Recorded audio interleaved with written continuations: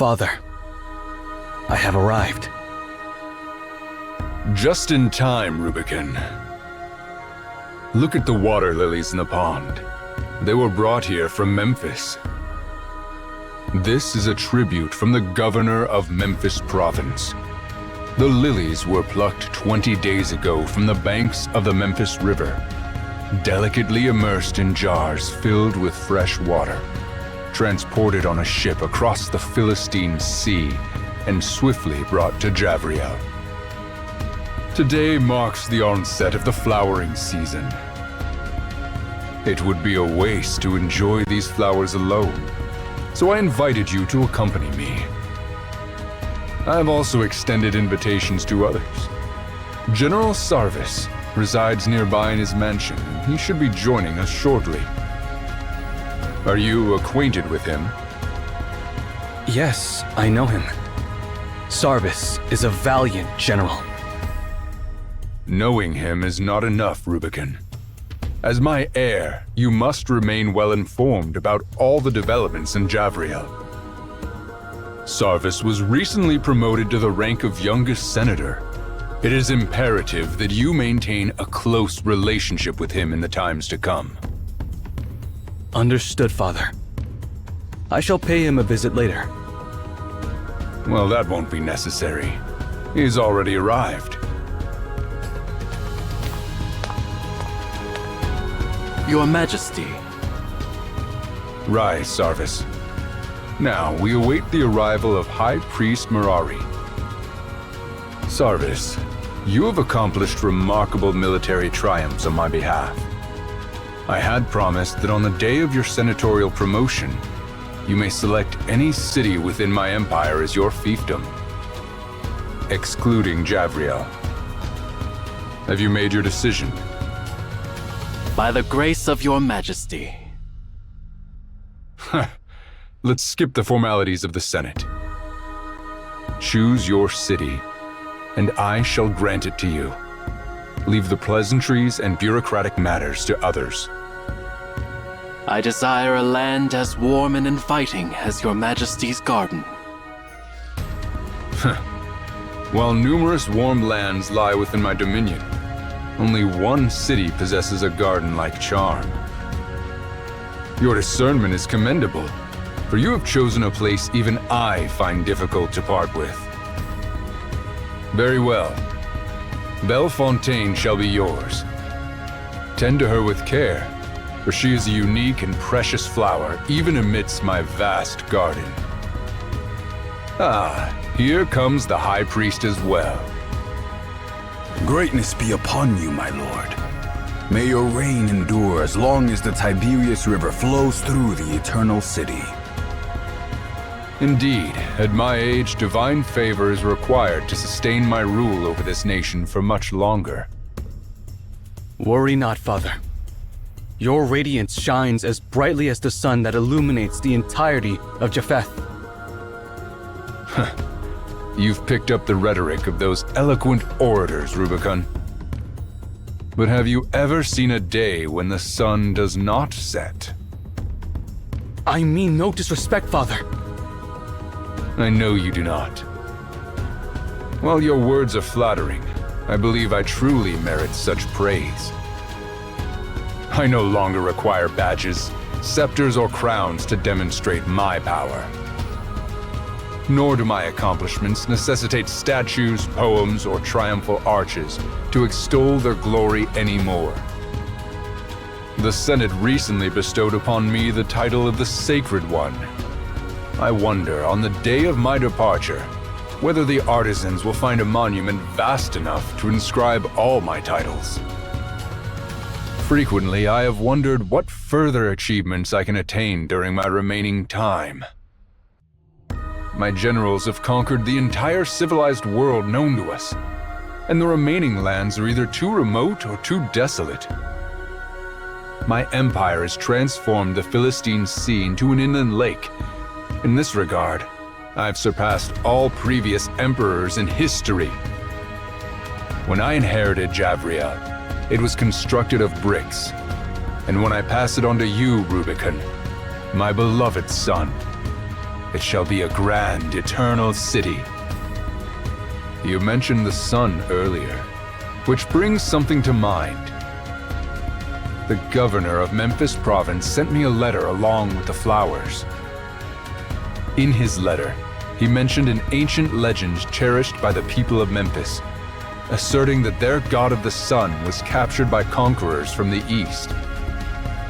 According to them, the conquerors hailed from a realm known as the Arsacid Empire. Have you ever heard of that place? To the best of my knowledge, the Arsacid Empire lies far to the east of our domain, inhabited by different people with a distinct culture. This region is situated near another sea. The Memphian legend concerning the god of the sun appears to lack veracity. It is merely a deity concocted by simplistic individuals for their own peace of mind. I understand your piety, Mirari. However, there have been countless gods worshipped in the lands conquered by Japhetic. Since the native people believe in those gods, it implies that those gods have favored them, and we Japhethians won't interfere with their beliefs. With that said, it is surprising to hear claims that gods walk the earth as tangible beings that can be captured like treasures. Now, I find that interesting. Rubicon, Sarvis, and Mirari, go to the Arsacid Empire and see it for me. If the god of the sun is truly there, bring it back to my throne. Only Javriel deserves an everlasting son. Father, what should we do to the kings and lands of the Arsacid Empire? I desire the sun only. If they decline my request, destroy them all. And if they willingly relinquish it, you may decide their fate. Well, I have spent too much time discussing a tiny piece of land. Let us enjoy these splendid water lilies before the sun sets.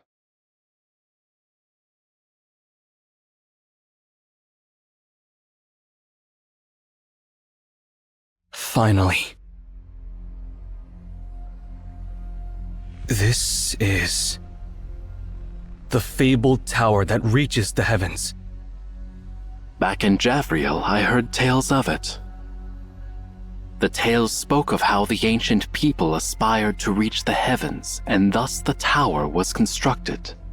When its foundations were laid, the land was still known by its original name, Obed. I always believed it to be nothing more than fiction. I never imagined that the descendants of Obed continued to build upon it. The dreams of mankind are truly remarkable. From the way you spoke just now, one would think that we didn't emerge victorious in our great conquest, General Sarvis. High Priest, I'm sure you can sense that even as conquerors, our splendor of victory pales in comparison to this tower. We are facing something that cannot be conquered by force and will never bow to humans. You speak the truth. It is not only blood and sword that invoke awe. It is the achievements built upon intangible foundations that endure. Today, for the first time, the Japhethians bear witness to this marvel, and poets will compose new songs to commemorate this event. This is our shared feat. Together, our names will be engraved on the next arch of triumph in Javriel. But before your triumph, Your Highness, we have much to accomplish. What shall we do with the subjects of the Arsacid Empire? They have surrendered, so I have ordered our troops to cease fighting and rest. However, if the Arsacid Empire dares to resist, His Majesty's decree is to destroy it. Father is the sun, and naturally, he does not concern himself with the insects scorched by his blazing light. But the people here are far away from Japheth. It is not their fault they are unaware of His Majesty's mighty name. I understand your point, Your Highness. It has been said that we Japhethians are like a melting pot, There are 2 points behind that statement. First, we open our hearts and minds to all who are willing to submit. Second, if anyone is as stubborn as copper and iron, we will melt them with our fire until they become part of Japheth. Force and fear have been the best tools your father has employed for decades. Through them, the fire of Japheth's heart burns brighter and brighter. I agree that those methods are hardly the most effective. If your highness allows, I will find gentler ways to integrate the Arsacid Empire into our fold. If we can make the soldiers abandon their weapons for good, they will no longer pose a threat to us, and we will not need to shed their blood. The High Priest makes a valid point. This approach would spare the lives of those people without contradicting my father's will. What do you think, Sarvis? Well, I am just a general and I focus on military affairs only. I will leave the decision on other matters to you and the High Priest. Ah, Sarvis. It is evident that your knowledge and eloquence surpass those of your colleagues in the Senate. Yet, you humbly refer to yourself as just a general. I'll take that as a yes. High Priest, I hereby grant you the authority to handle the people of the Arsacid Empire at your discretion. As you wish, Your Highness. Now, it is time to claim the ultimate rewards for our arduous journey.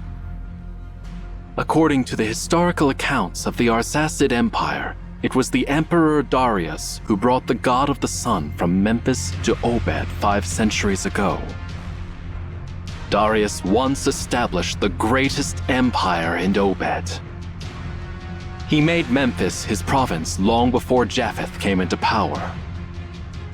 If this realm were still under his rule, I might have respectfully approached their gates and dispatched a messenger to request an audience. A man who desires to possess the sun must be as ambitious as my father.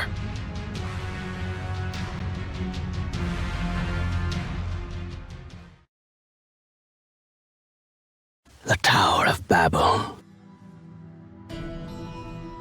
That's the one thing in the world, besides the stars, deserving of my upward gaze.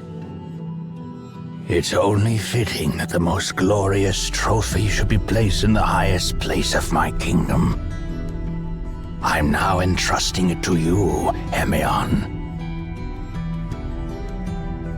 What is this, Your Majesty? A good question, and one that I would like to ask you, too. I have heard tales that beneath the majestic waterfalls of the Memphis River lies the dormant, ancient god of the sun. It once destroyed the capital of an ancient pharaoh and then sank into the river. So I conquered the land of that pharaoh and ordered countless individuals to dive into the waters, leaving no stone unturned.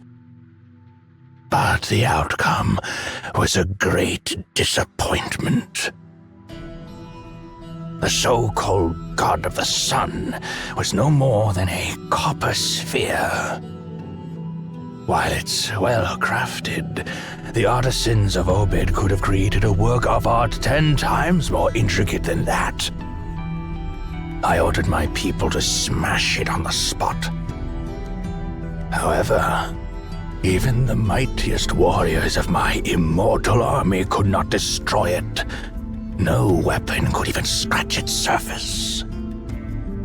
I had craftsmen construct colossal pyres and burn it for 10 days, yet its shell remained unaltered.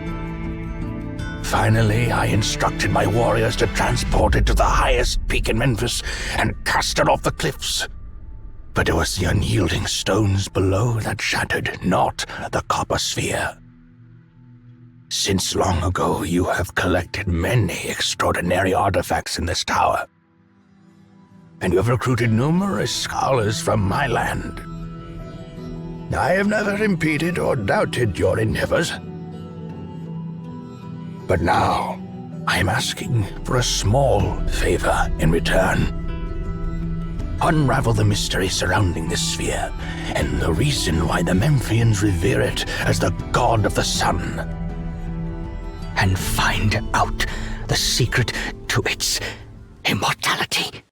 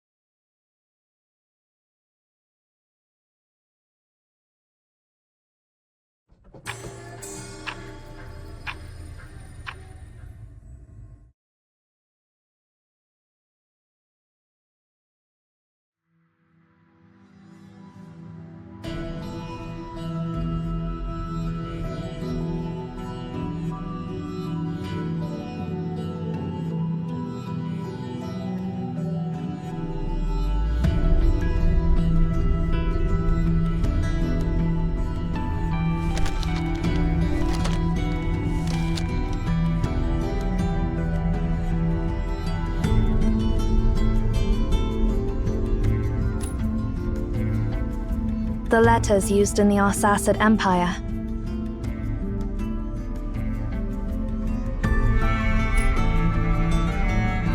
It was one of the dynasties that existed in Obed about 2,000 years before our time. The dynasty lasted for centuries, so it's hard to pinpoint exactly where we are within that period. Did you just bring us to some random point in time?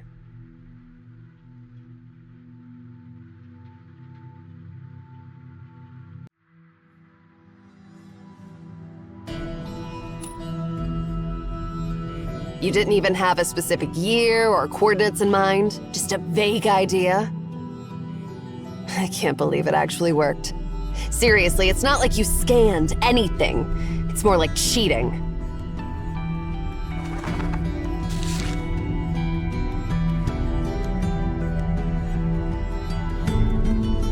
This is a legal document about the sale of grain and a deed to a farm. While it provides concrete information, it doesn't help us determine the exact time. You're as reliable as ever. No wonder that old man wanted to make you the next director.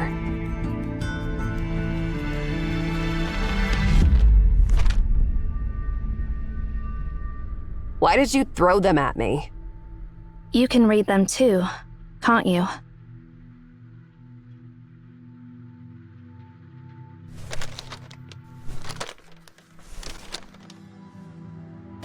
Let's see what the heck we have here. Basic math, ledgers, lists of engineers, tax collection records, and tribute lists. All useless information. Wait. I found something, Zero.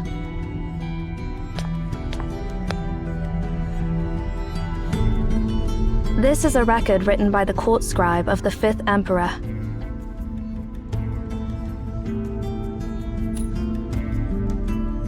He was an unremarkable emperor in the history of Obed, and not well known.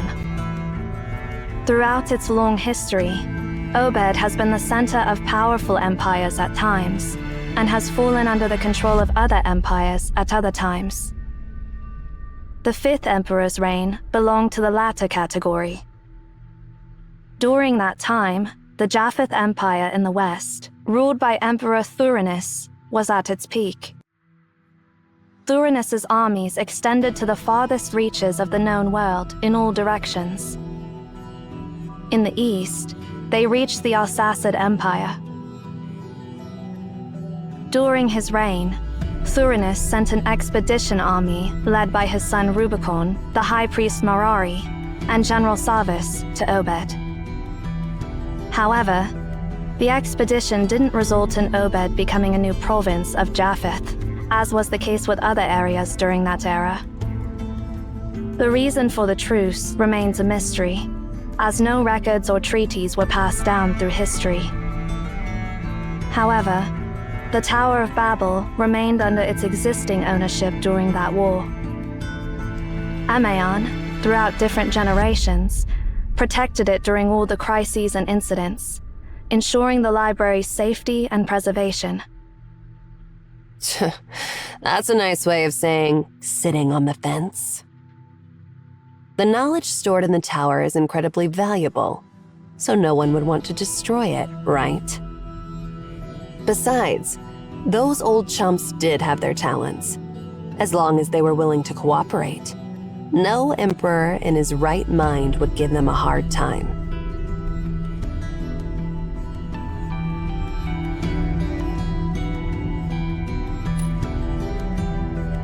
As much as it pains me to admit it, your ability is quite remarkable.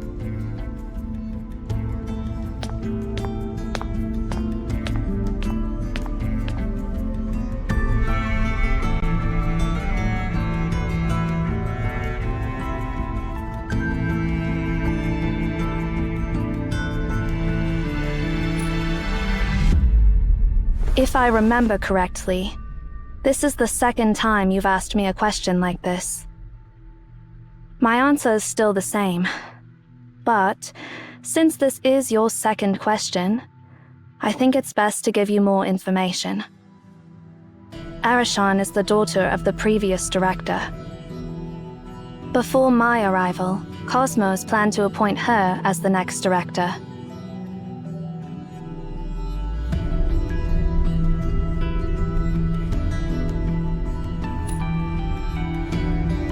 Yes.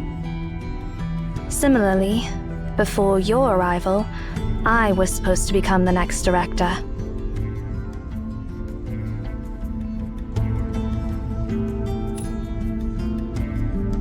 My duty is to safeguard this tower and the Library of Babel. And naturally, that includes you as the current director. What are you two whispering about back there? Hurry up and follow me.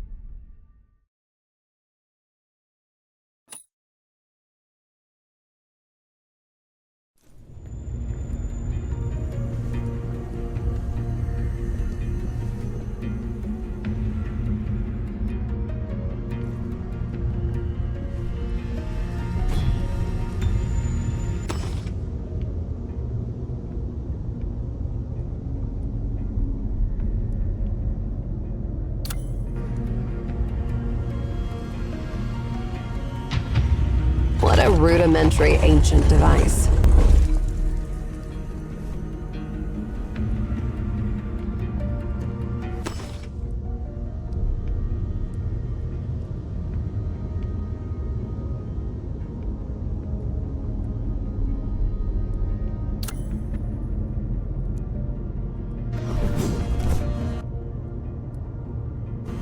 This is such a mess. It's like a battle just took place here. Maybe that's exactly what happened. According to historical records, this is the time when the war between Obed and Japheth erupted. We might have arrived at a point where the war is still ongoing. They can fight their wars all they want, but why did they break into the library and make such a mess? How annoying. Let's go find Emaons from this era. They should be able to help us.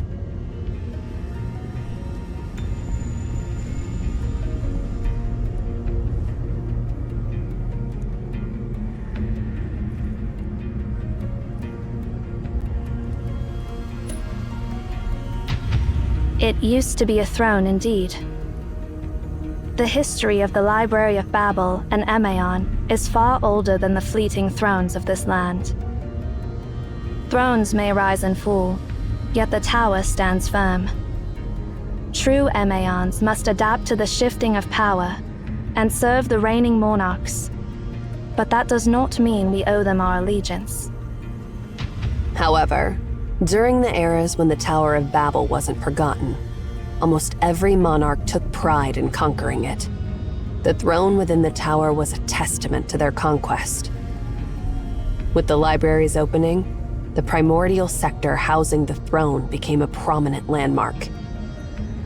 Anyway, since we don't have a specific goal, why don't we head in that direction? Perhaps we'll stumble upon unexpected treasures.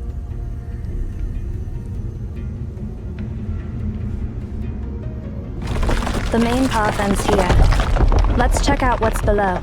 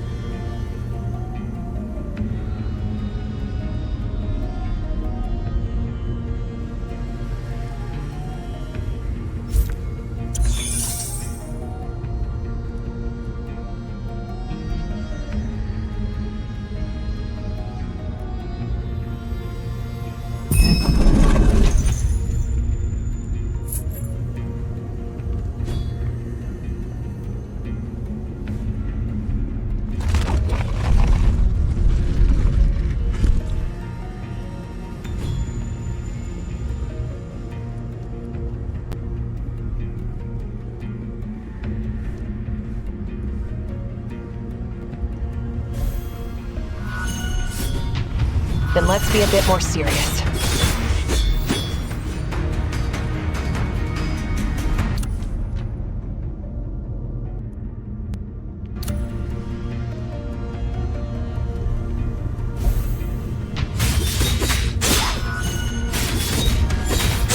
Then let's be a bit more serious.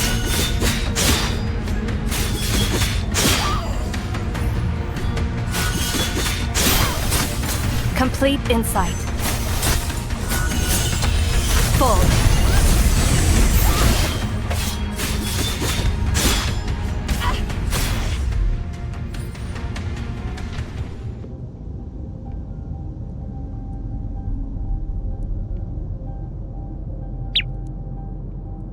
Who's there?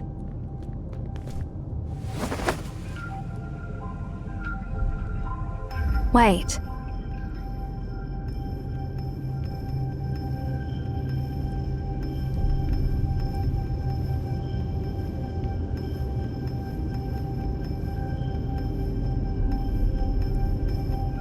You are...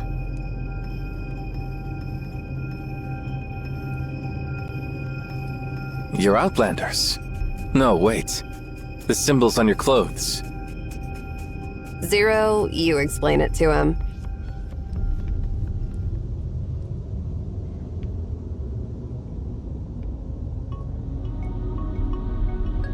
So, you're travelers from the future. That's truly incredible. Since you're from the future, your clothes must also be from the future. No wonder I can't place their origin. The Library of Babel is truly full of wonders. Could you tell us which era we are in?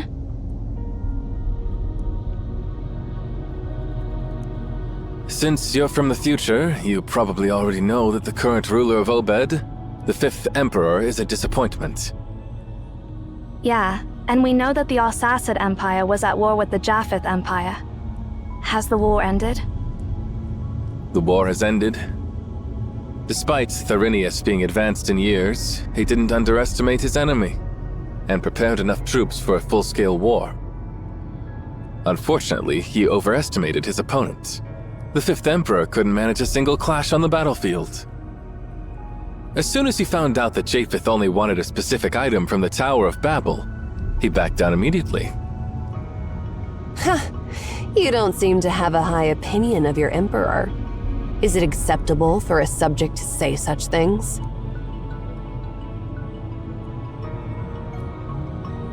Emperor. He's far from deserving that title. You mentioned that Japheth only wanted a specific item from the tower. What is it? I've heard that Rubicon's ultimatum mentioned Memphis's god of the sun. I've seen it a few times, but it's disappointing. It's just a huge metal ball that doesn't seem to have any connection to the sun other than its shape. I heard it was a trophy captured by Obed's past monarch, Emperor Darius, after conquering Memphis. The item was sent away by Rubicon a few days ago, and it should be close to the Ephrathah on the coast of the Philistine Sea by now. Then it will be loaded onto a ship and sent to Javriel. Looks like we're too late. No, not yet. 2,000 years ago, Ephrathah by the Philistine Sea witnessed the final glimmer of Arten. Ephrathah by the Philistine Sea? Hold on.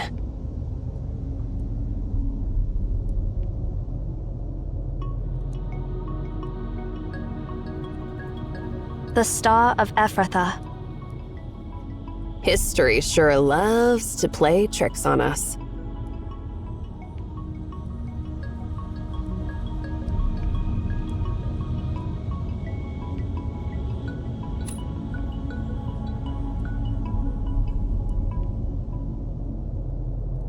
So, you don't know how to control that copper sphere either? No, we don't. Honestly, we wouldn't even know it's something that can be activated if you hadn't mentioned it.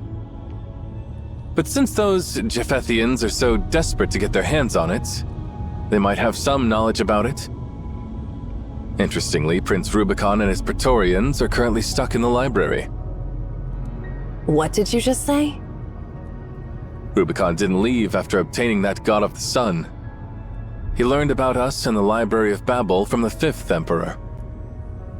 Rubicon considered the library a treasure far more valuable than that copper sphere, so he took his soldiers inside the Tower of Babel. It happened to coincide with the opening of the library, so I'm not sure if we should call it lucky or unlucky.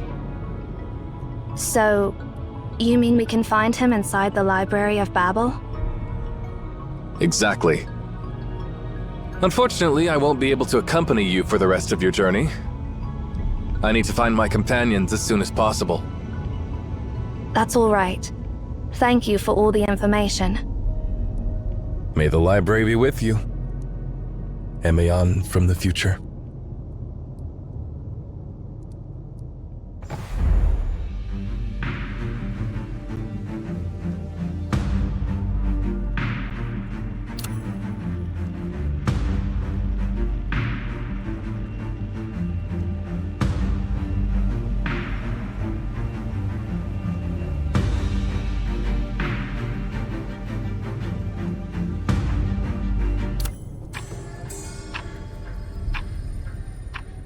Now we know exactly what to do next. Hopefully, we'll find something this time. Since the Japhethians are after that copper sphere, they must have heard something about it, right?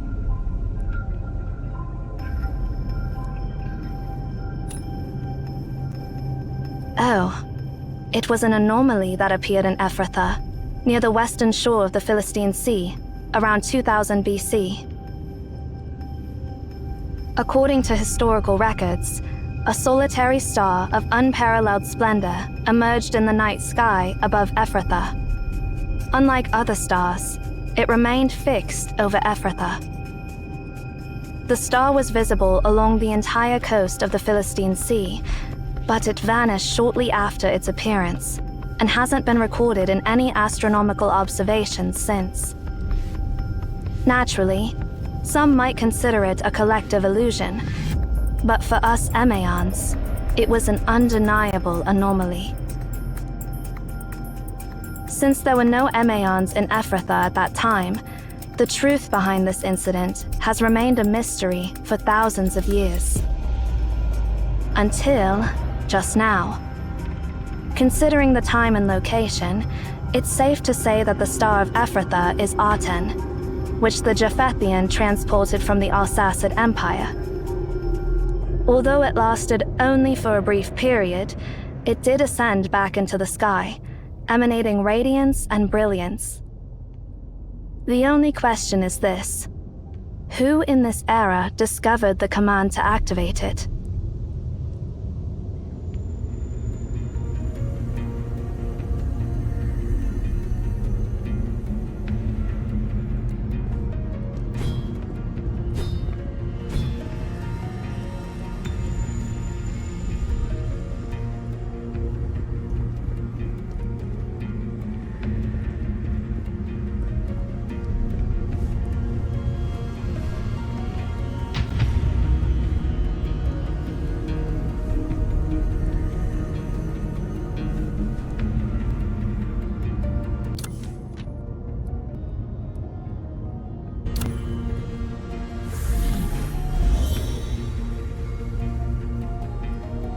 These are traces left by the marching soldiers. It seems like they're not far ahead. Let's hope we can still reason with those Japhethians in the tower.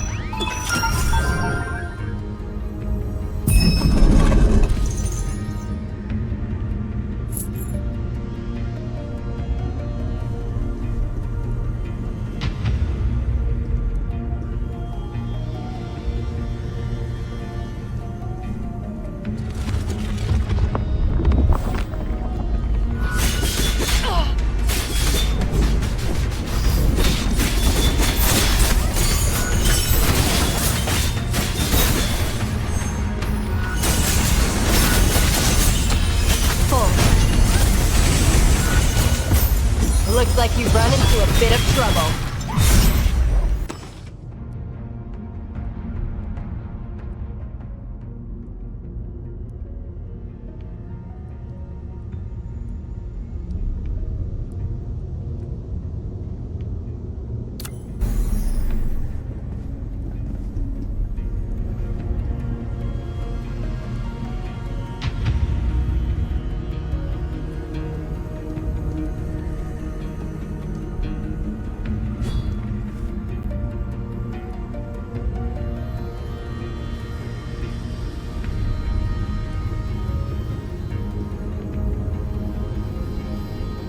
Interesting fellow.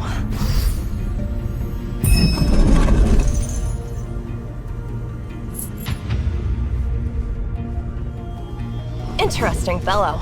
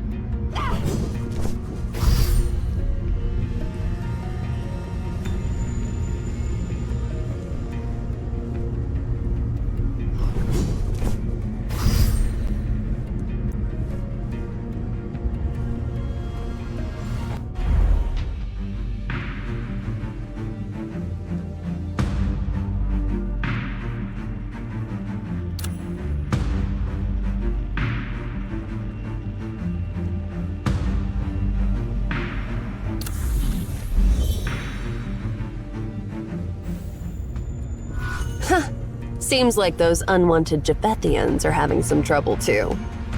So, if we lend them a hand now, they'll be more cooperative, right?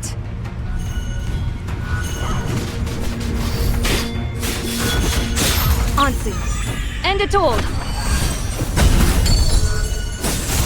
Fluttering wings. Forward.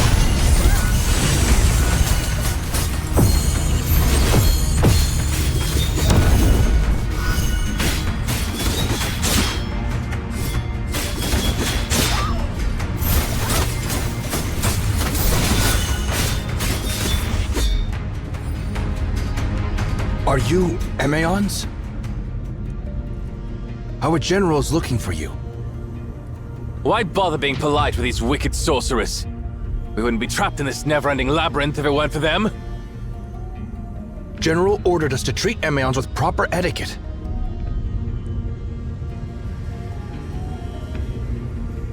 Well, let's skip the pleasantries. To be honest, we're looking for your commander, too. And you should already know that none of you will make it in this maze without us.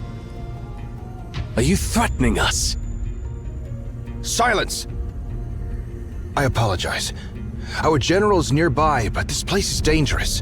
Please allow us to clear a path ahead for you.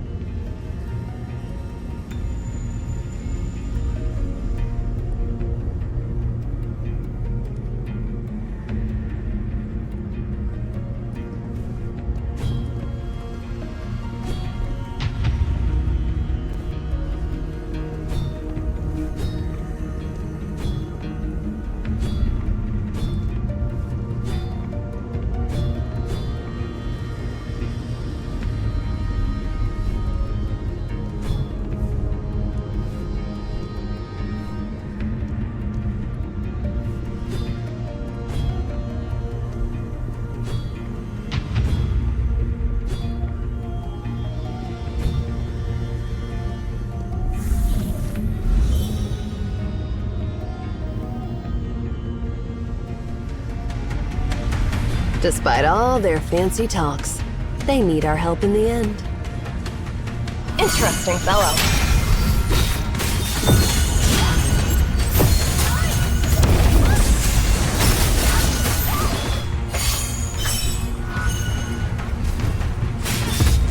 Looks like you've run into a bit of trouble. Thank you for coming to our aid once again. No need to thank us. You mentioned your general is close, so I wonder where we can find His Royal Highness. You filthy scum! How dare you ask about His Majesty's whereabouts? His Majesty showed great sincerity by bringing only dozens of Praetorians into this tower, as per your request.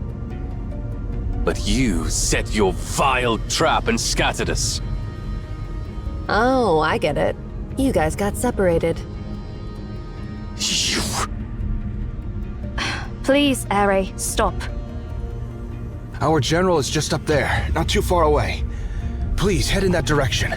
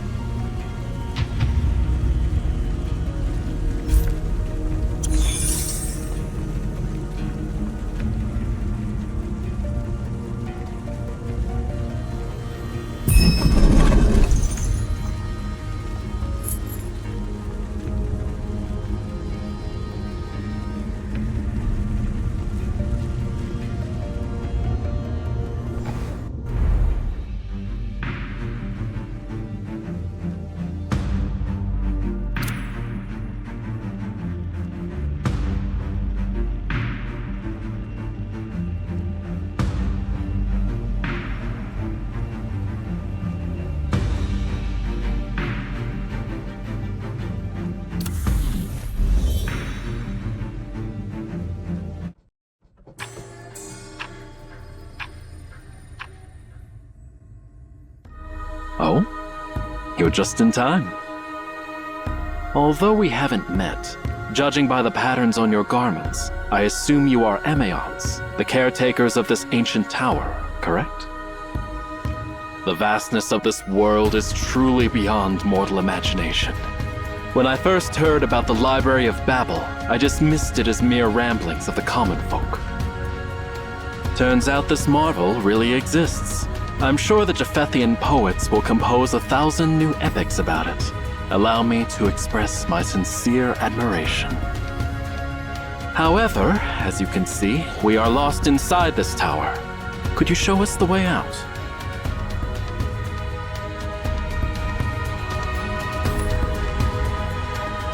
Watch your tongue. A commoner like you has no right. It's all right. They're the hosts here. It's only natural for them to ask the name of their guests. I am Sarvis, a senator of Japheth and a general serving Prince Rubicon.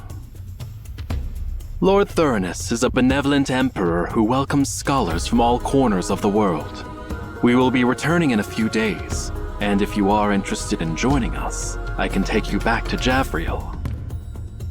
But of course, that's on the condition that you lead us out of this fantastic labyrinth.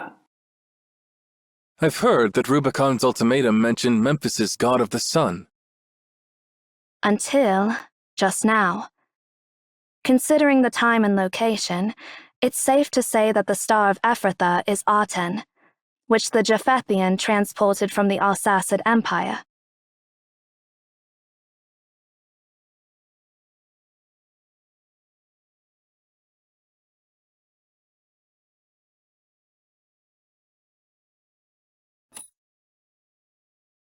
Atem, you mean the ancient god of the sun in Memphis? We've traveled all the way here to retrieve it. Do you have a problem with that?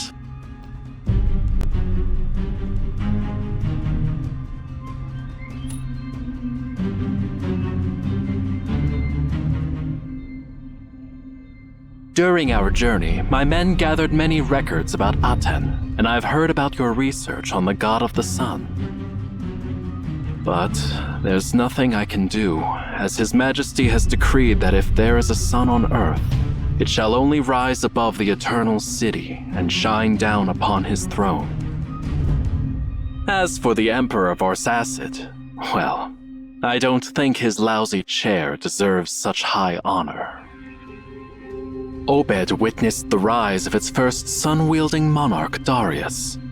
It's such a shame that his successor would fall so far.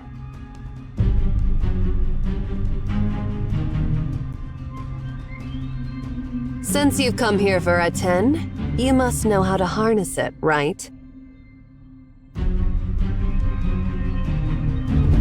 What do you mean by harnessing it? Are you suggesting it's a living being that can be controlled? Yeah. With the right commands, you can order it to do anything you want. Wait, you didn't know that? Commands? So that metal ball understands commands.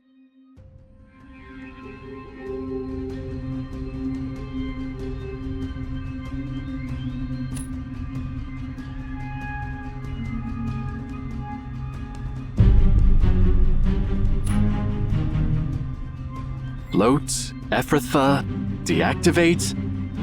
I'm utterly puzzled by what you're saying. I've heard that Emeon means mouthpieces of the gods in ancient languages. It is said that your task is to listen to prayers and provide answers, not ask questions. If you have forgotten your duties after all these years, I don't mind reminding you.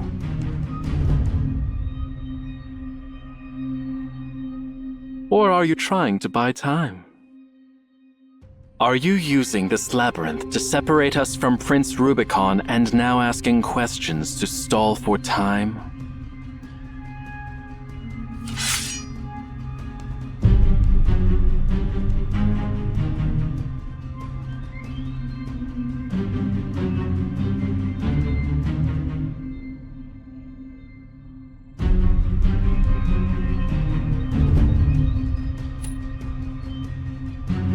I also hope this is a misunderstanding, but your words and actions lack sincerity. If you want to clear up this misunderstanding, please lead us out of this labyrinth.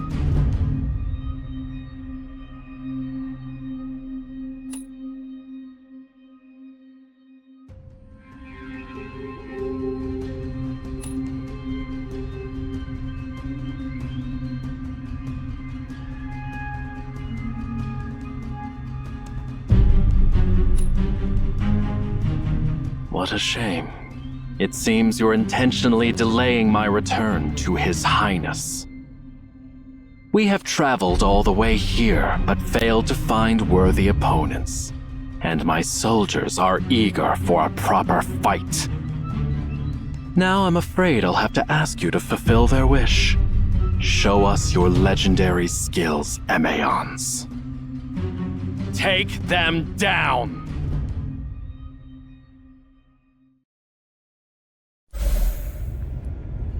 Interesting fellow. Fluttering wing. Looks like you've had some professional combat training. Praiseworthy, but your coordination was a total disaster.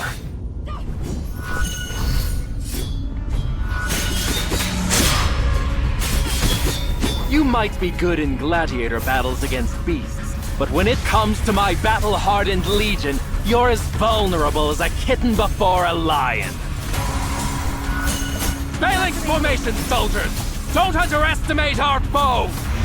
General, monsters are swarming in. Hold the line! Maintain formation! Wipe out all those monsters and capture those Emaons alive! What are you waiting for, Master Director? Do you seriously think we can defeat the mighty Japhetic Phalanx at the peak of their power? Just activate your amazing time machine and make a quick escape.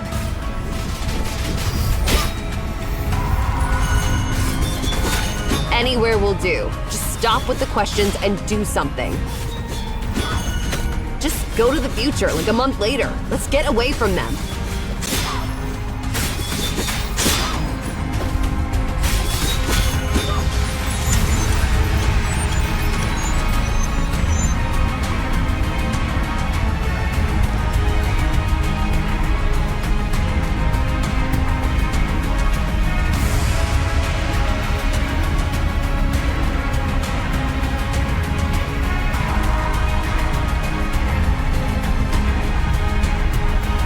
Is your time travel ability malfunctioning or what?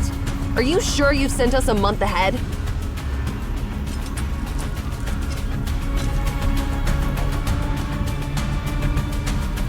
Please stand down.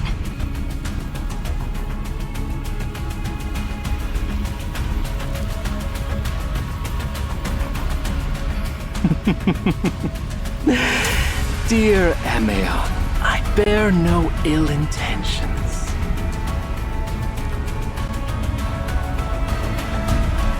Have you forgotten our agreement?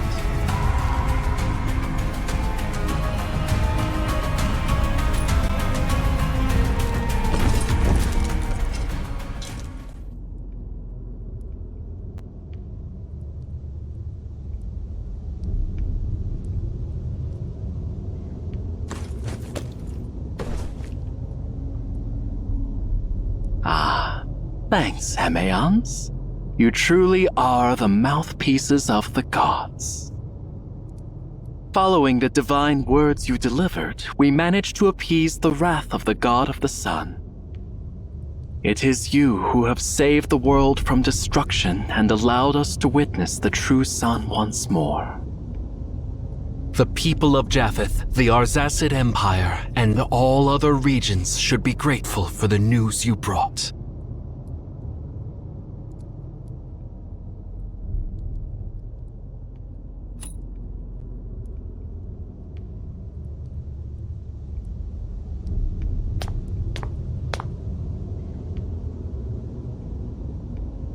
What are you even talking about?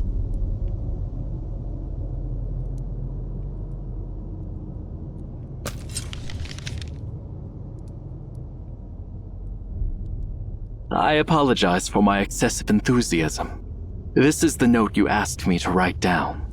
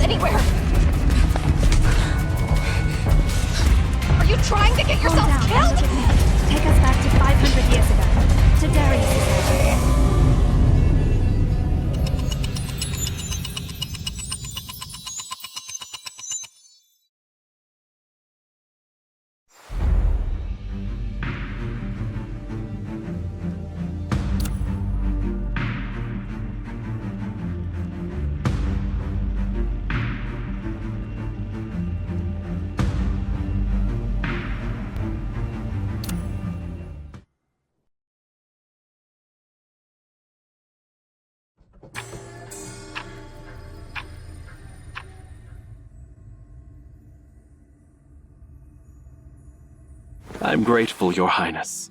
If it weren't for your intervention, I might have been lost in that labyrinth forever. Don't mention it. High Priest Mirari insisted on bringing the Emians along, and it turned out to be a wise decision. Otherwise, we would have been trapped on that endless stairway forever. Speaking of Emians, I encountered a few of them in the tower, and they were dressed in a peculiar fashion. They mentioned something beyond my comprehension. According to them, the copper sphere we transported back to Japheth appears to be a living entity or a device that can be activated through specific commands. They also claimed that the ancient god of the sun in Memphis would rise again over Ephrathah, and they held us responsible for this occurrence. Where are those Emians now? I apologize, Your Highness. I had intended to capture them alive and gather more information. Although they were skilled fighters, their lack of coordination made them vulnerable, and we could have easily defeated them. However, just as my soldiers closed in on them, they vanished into thin air. At first I thought it was an illusion, but the marks left on my soldiers' weapons and armor are undeniably real. Sarvis, after witnessing numerous miracles in the library, are you still amazed by such minor happenings? I won't be surprised by anything that happens within those infinite rooms. It astonishes me that Obed possesses such a treasure. If the claims of those Emians are true, the Library of Babel contains answers to all questions in the world. Regardless, that copper sphere, even if it is connected to the sun, doesn't matter anymore. The sun rises every day, but it doesn't provide answers to humanity's questions about the world. Speaking of which, how is the negotiation progressing, High Priest? The clerks have prepared the necessary documents, stating that the Arsacid Empire will become our vassal state in exchange for our protection. Once you add your signature, the contract will be sealed. There is no need. The treaty is now null and void. Disseminate my orders. Instruct our soldiers to besiege the city. We shall capture Obed, seize the tower, and claim the library for Japheth. The library of the gods. I never realized that such a wondrous place truly existed in this world. Your Highness? I understand your perplexity, General. While reneging on our word is dishonorable, let's consider the fact that the Arsacid Empire is corrupt, and its emperor is an imbecile. If they attempt to exploit the power within the tower for nefarious purposes in the future, I believe you comprehend my concerns, Sarvis. Only Japheth possesses the power to safeguard this marvel from the unworthy.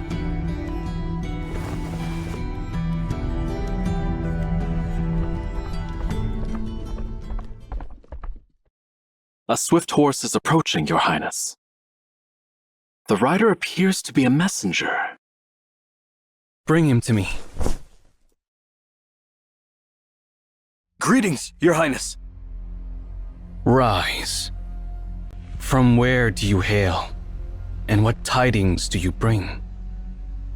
Your Highness, you commanded my unit to escort the God of the Sun back to Javriel. Several days ago, we arrived at Ephrathah on the eastern shore of the Philistine Sea, which is under Herod's dominion. I know.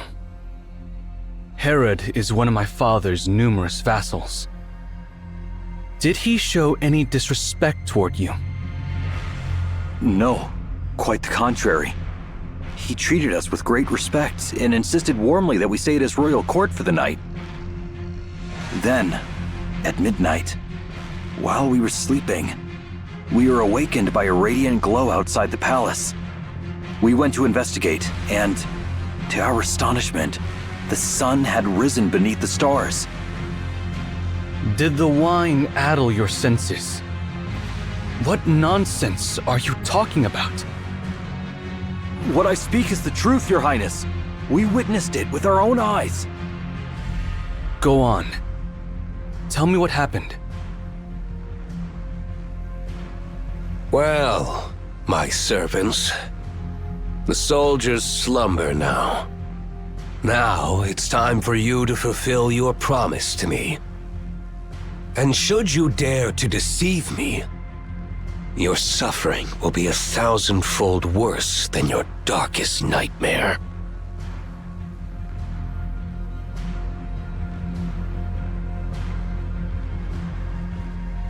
Your Majesty, every word we speak is true. Our ancestors were once priests of Memphis, serving pharaohs for generations in the distant past. After the kingdom of pharaohs crumbled, we were exiled but fortunate enough to find shelter in your court.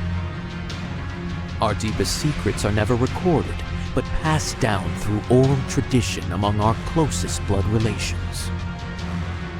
Among them lies the secret of the God of the Sun. During the era of Pharaoh Akhenaten, the priests discovered how to harness the power of the sun, bending it to the pharaoh's will. It is the language of the gods. Merely recite the divine words, and the sun will rise at your command.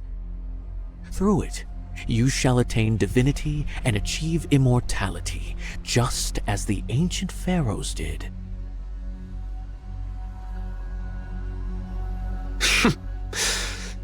Yet you do not hesitate to share such deepest secrets with me. It's precisely because you are a benevolent and generous ruler. That's why we're willing to reveal these secrets to you.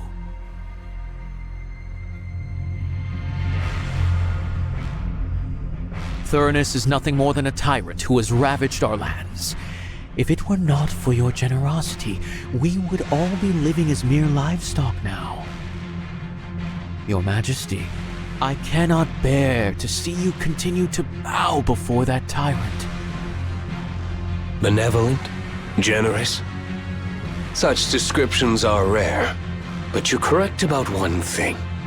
We are both kings, so why should I kneel before that tyrant and allow my country to be reduced to a mere province of Japheth?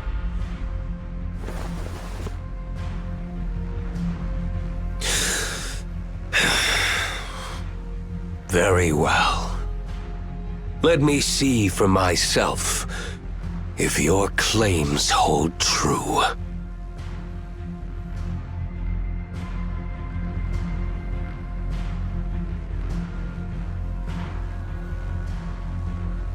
All deeds have consequences.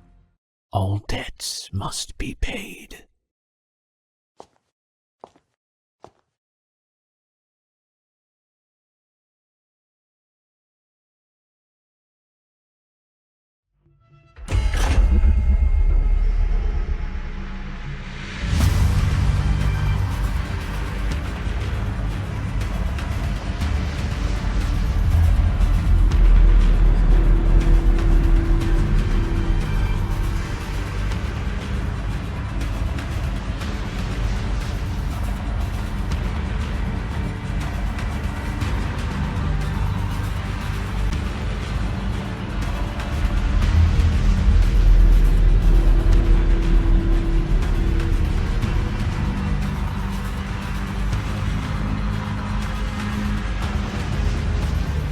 Arise, sun.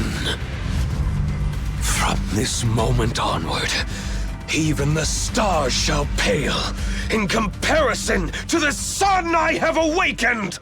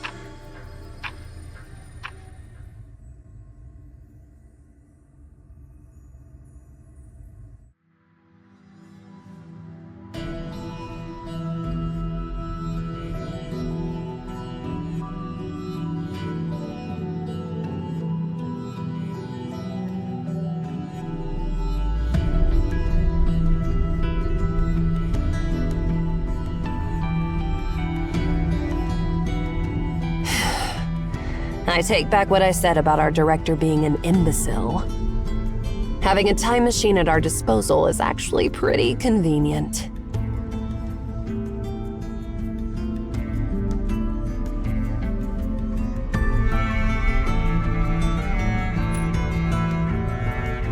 Well, it depends on how you interpret what I'm saying. What? Finally done dealing with me? The former #1 director candidate?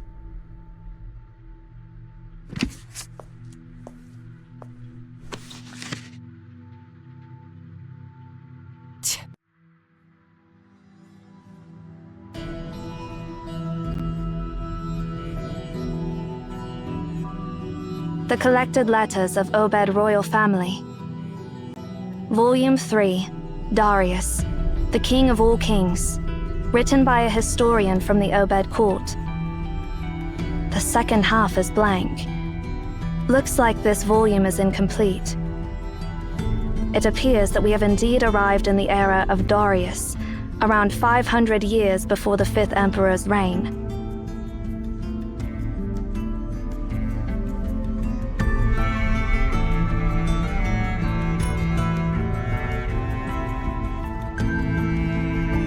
That Emeon we encountered mentioned that Darius was the one who first brought Aten from Memphis to Obed. Sarvis also mentioned that Darius was the first ruler of Obed to harness the power of the sun. I see. The fact that the Japheth soldiers didn't know the command to activate a 10 suggests that it had already been lost by their time. Compared to the era of Japheth, the era of Darius was closer to the era of Aten, which means Darius is more likely to know the command to activate a 10. Besides, there's something else that concerns me. The giant we just encountered. Actually, we might have encountered it once before. Back in our time, When you entered the Tower of Babel and activated the dormant beacon, we came across something very similar, Sia.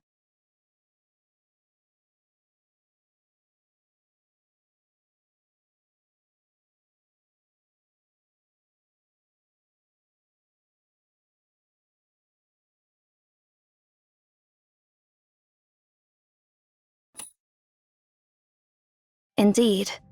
The giant in our time was missing its lower half, so I can't say for sure if it's the same giant. Moreover, I'm sure you remember the stuff we got from the mutilated giant.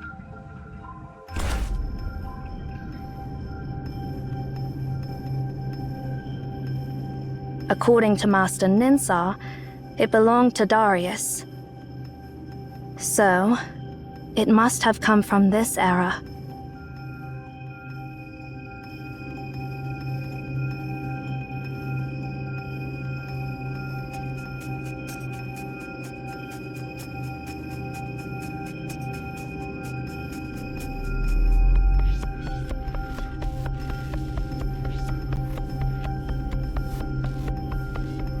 Sorry for interrupting your discussion, but that was the first time I saw that huge guy.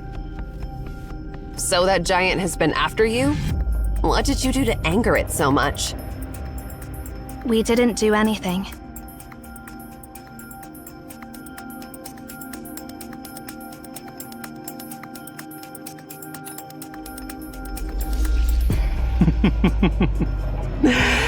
Dear Emeon, I bear no ill intentions.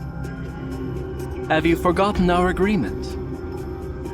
We don't have enough information to understand the reason behind it yet. One moment he wanted to kill us, and the next moment he was happy to see us.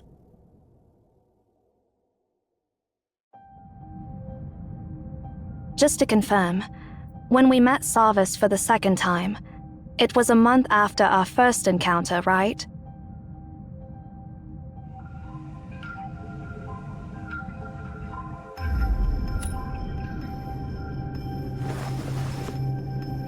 Did you figure something out, or...?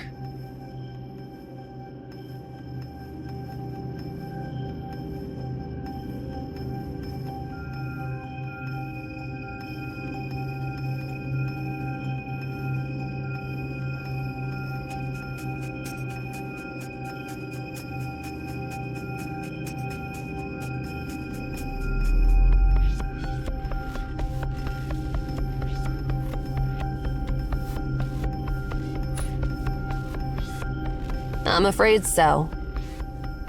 Sarvis didn't have a clue about a 10's activation during our first encounter, but in the second encounter, he mentioned that they had somehow appeased the wrath of the god of the sun. So during that month, a 10 must have been reactivated and turned into the Star of Ephrathah. Sarvis also said that we delivered divine words and saved the world from destruction. It means that we were the ones who helped deactivate a 10, extinguishing the Star of Ephrathah.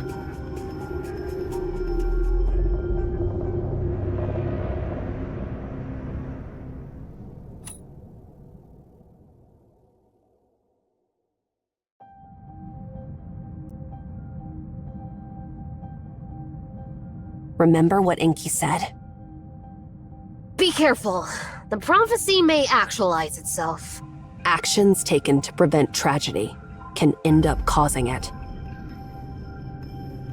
Now I understand that Sarvis wasn't exaggerating when he said we saved the entire world from destruction. After a 10 was reactivated, its power must have kept increasing, just like when it destroyed a Ketaton.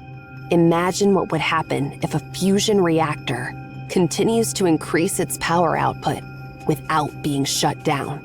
We obtained the command and delivered it to Sarvis. However, it wasn't us from the present.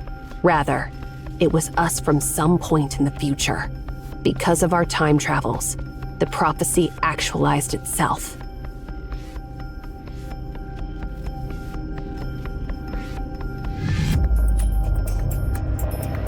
Sure. There is no other choice. Now we're not just responsible for saving the library in our era, but also saving the world in Sarvis's era. We must move on and find the command to deactivate R10 and deliver it to Sarvis. If we fail, both eras will veer off their intended paths and collapse completely.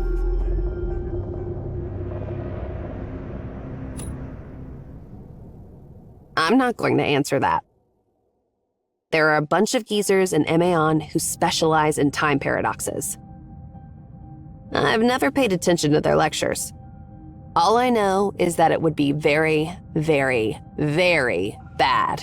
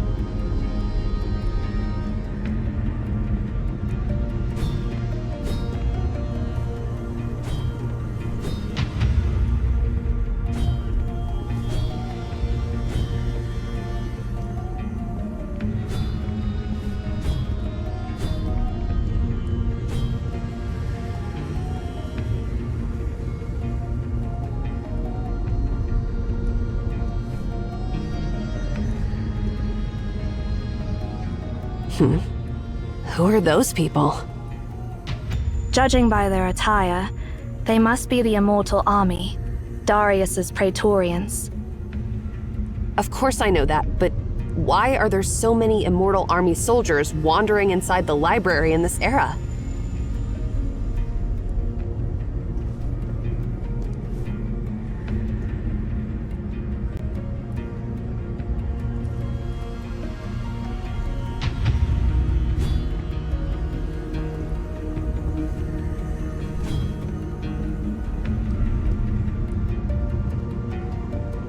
Your Majesty, please forgive us. We are devoted to you. Hey! They can't even hear us. Never mind. Let's keep going. We'll surely find someone we can reason with, right?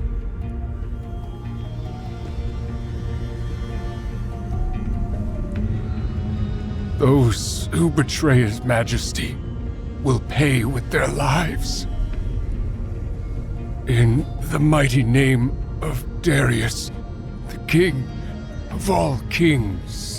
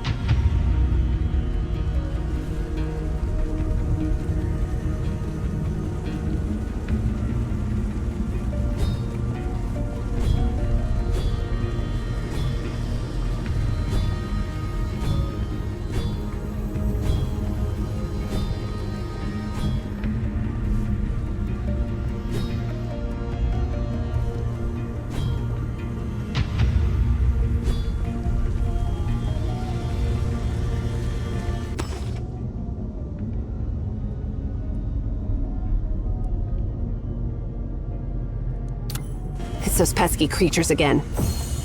Hey, use your time-stopping ability on them.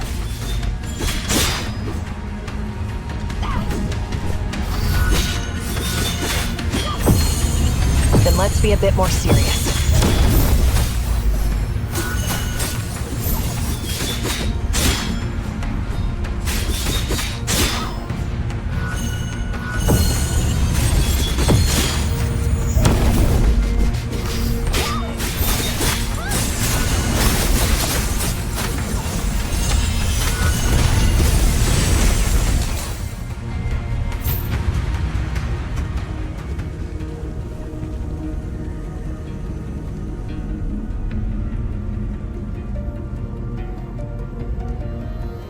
Halt!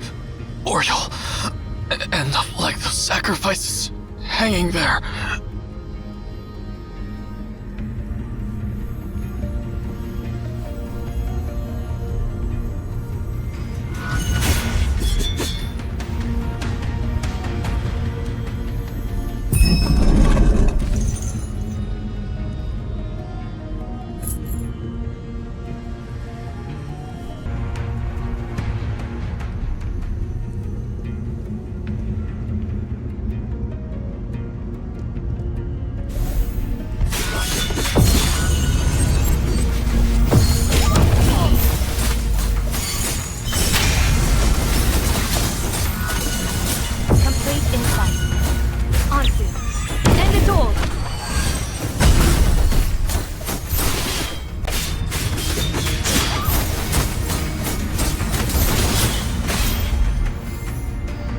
This era, it's truly weird. Obviously, those immortal army soldiers have been wandering around inside the library for quite some time. Otherwise, they wouldn't be so worn out. What exactly happened?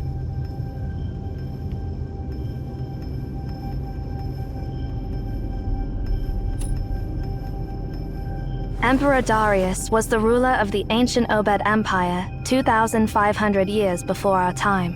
He was one of the most renowned rulers in Obed's history. Unlike the Obed Empire under the 5th Emperor's rule, Obed during Darius's reign was the most powerful empire in the world. Towards the end of his reign, though, Emperor Darius inexplicably shifted his focus away from governing the empire, leading to a rapid decline of Obed. The records about Emaon are not detailed, as their leader Pythagoras mysteriously vanished without a trace one day. Emaon's historical records are all but blank during this era. There are simply too many coincidences happening in this era. We need to be extra cautious.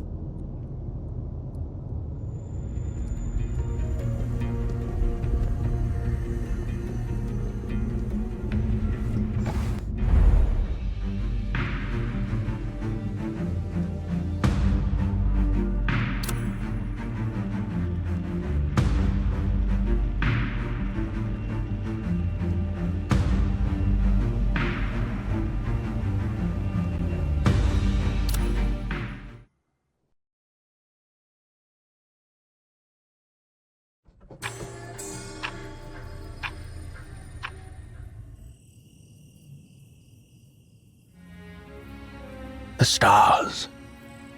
They appear so distant, yet shine so brightly. Your Majesty, Farhad requests an audience.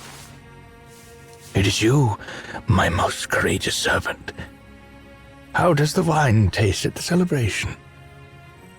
The wine was exquisite, benefiting the conquerors of Memphis. We all wonder why you didn't join us in the Great Feast of Honor.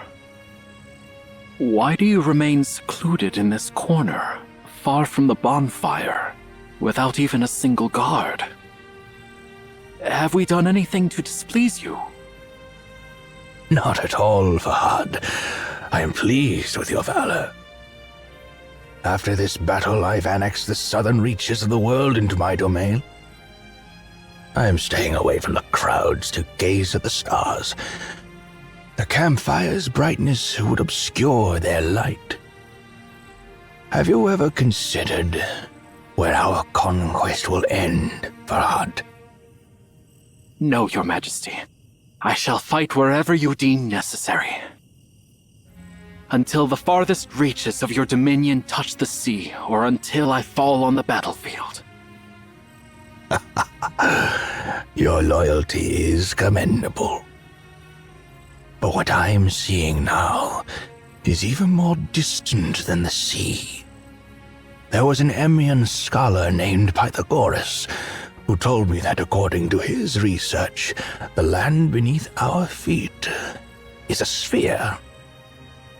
A sphere? How is that even possible? You're not a scholar, so it is understandable that you can't imagine it. However, I can easily imagine that there may exist countless such spheres suspended high above the heavens. We call those spheres stars.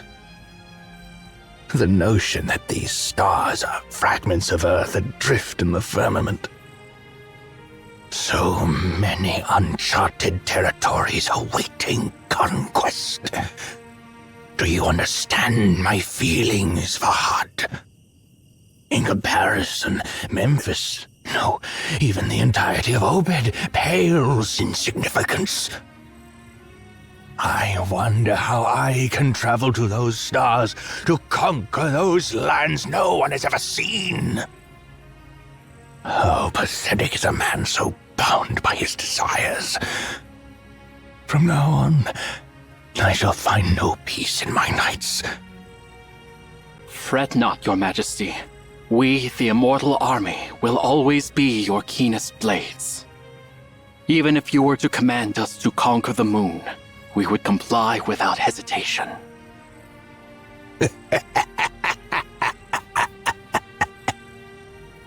You truly are my favorite servant, Farhad. Arise, for I shall share my glory and dreams with you. One day we'll leave our footprints across the entire expanse of the sky.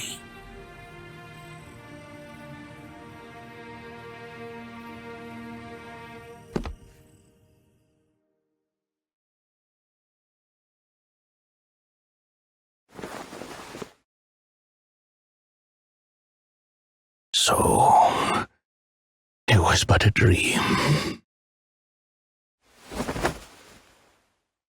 I'm feeling cold. Am I already so old that I'm plagued by such vivid dreams?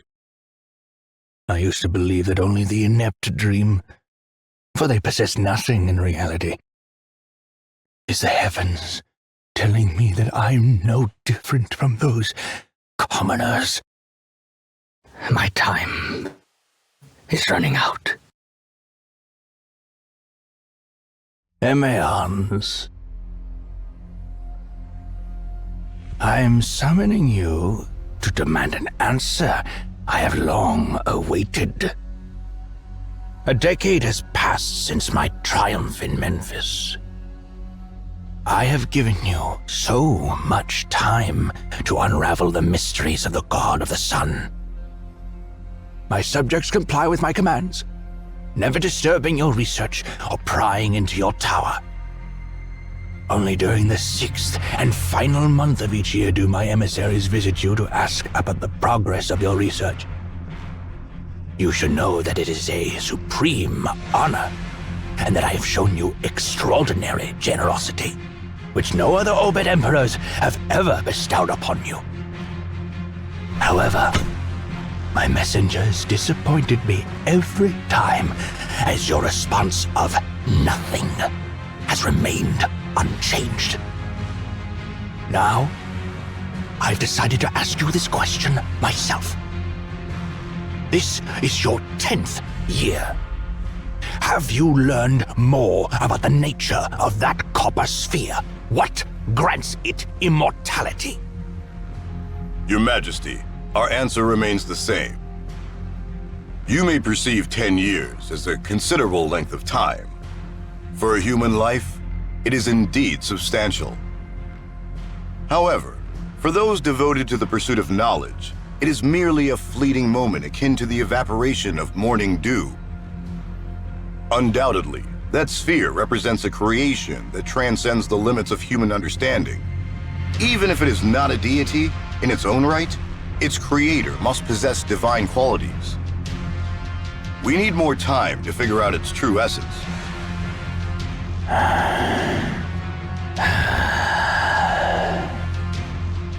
Time. Time. What an extravagant request. I, too, would grant you more time if I were able. Unfortunately, the time given to me is dwindling. The sand in the hourglass is running out. I am growing old, and my time is slipping away, while the boundless, unconquered worlds still await me. I am asking you once again, Emeon, do you indeed have nothing to give me in return? Your Majesty, I hold you in the highest regard, but I must inform you that neither your Majesty nor your power hold sway within the realm of knowledge. Though you may command all on Earth to declare that the sun rises in the west, it will still be the eastern sky that illuminates the next dawn. I can assure you that we're more eager than you to learn the nature of the sphere. It is the calling of the scholar.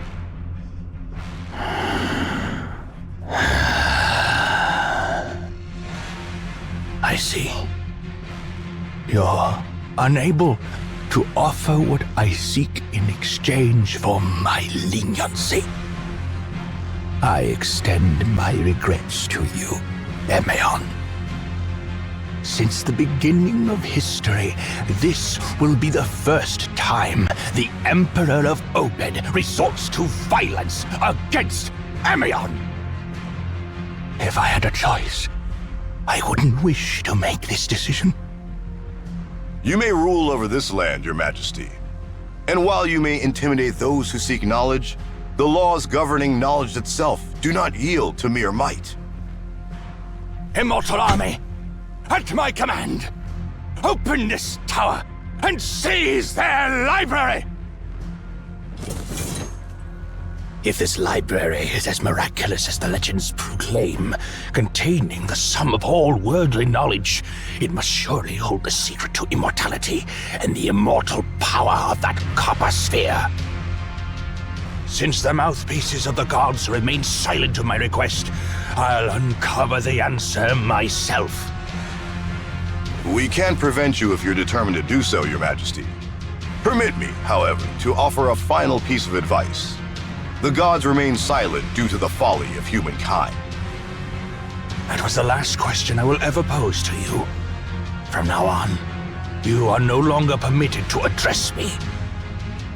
Immortal army, storm their tower and breach their gates. Emeon, I have heard tales that the paths within the Library of Babel are more numerous than the stars in the sky, and the smallest misstep can lead to eternal wandering. I've also heard you've devoted countless time and lives to explore that library, and that you've even familiarized yourself with a number of safe paths.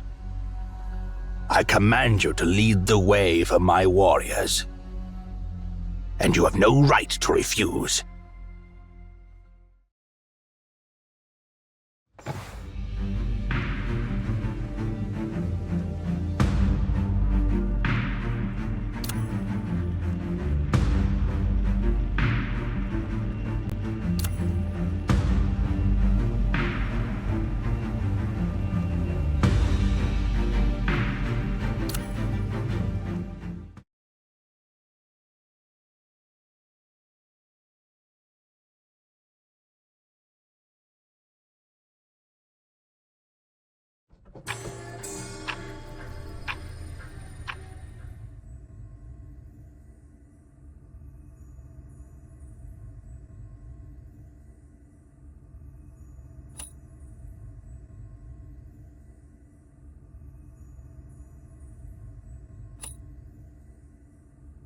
You're right. If we can find a reasonable soldier or an Imeon of this era, perhaps they will tell us what has happened here. Let's go. We don't have much time.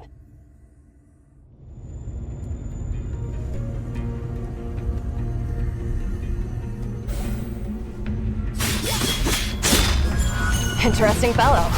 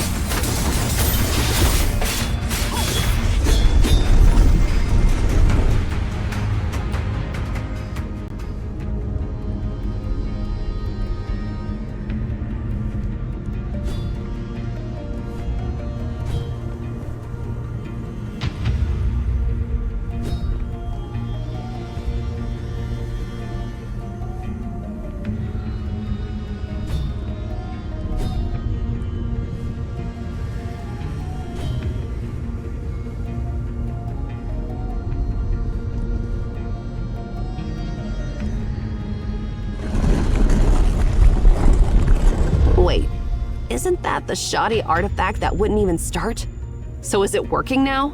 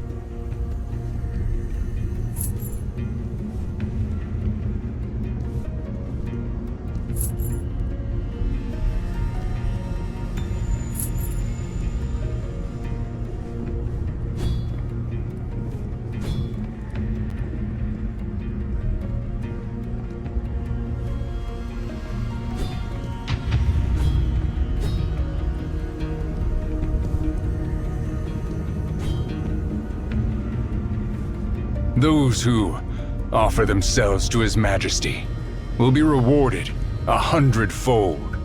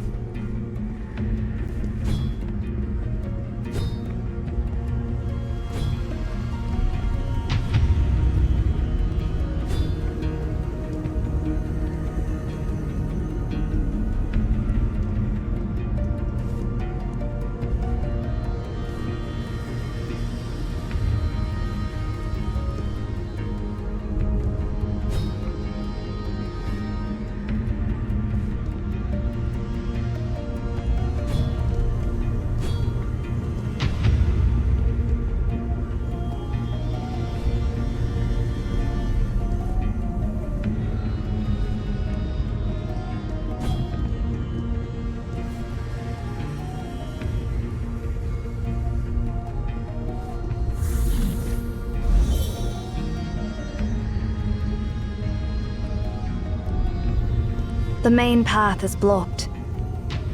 In moments like this, it's time to show some innovation.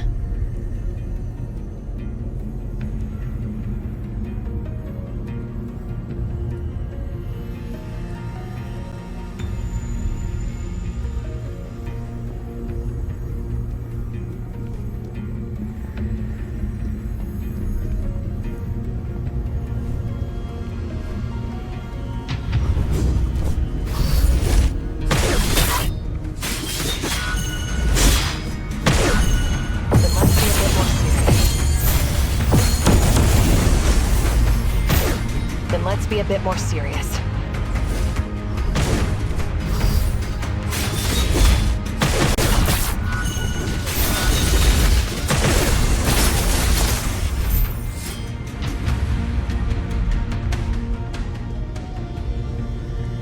There are still people over there. I don't expect to find any living people we can reason with, but let's go check it out anyway.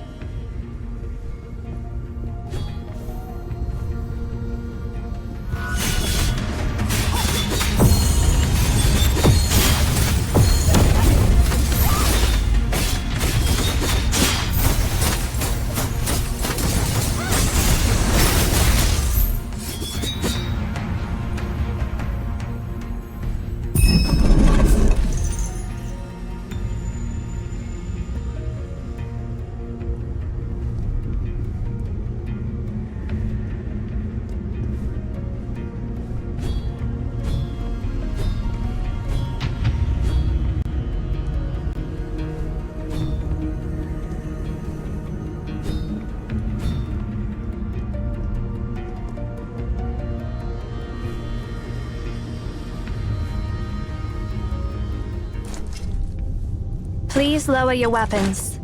We mean no harm.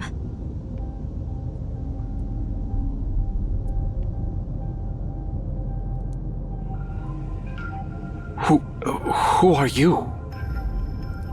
We are Emeons. My name is Farhad. I can't see you well. I thought you were monsters too.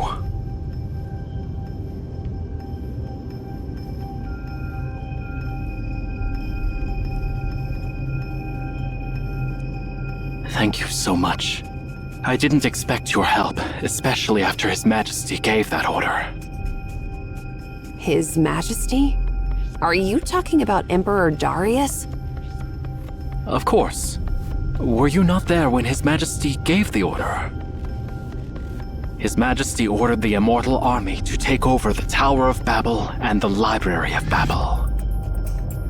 How long ago was that? 1 year? Or 2 years? I can't remember clearly. This is not a library. It's an endless nightmare. Ever since I got here, I've been praying for the gods to wake me up from this living hell. Take over? You barged into the library? No wonder. It's actually impressive that you've held on for so long without any preparation.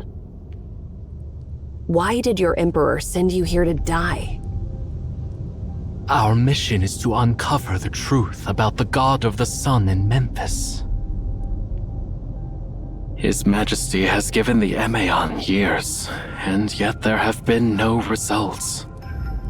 Eventually, he ran out of patience. Personally, I don't have anything against you. We're puzzled too.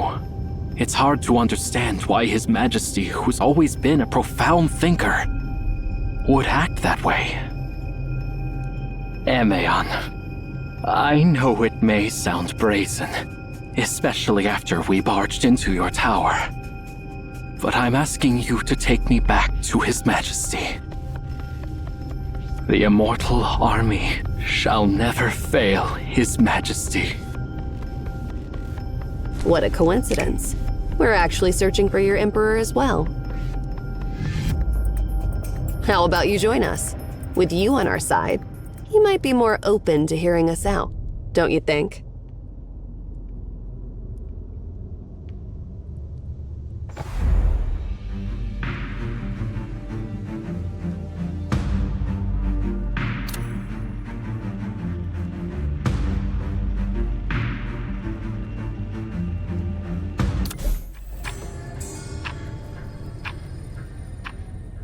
So, what does your Emperor want to uncover about the God of the Sun?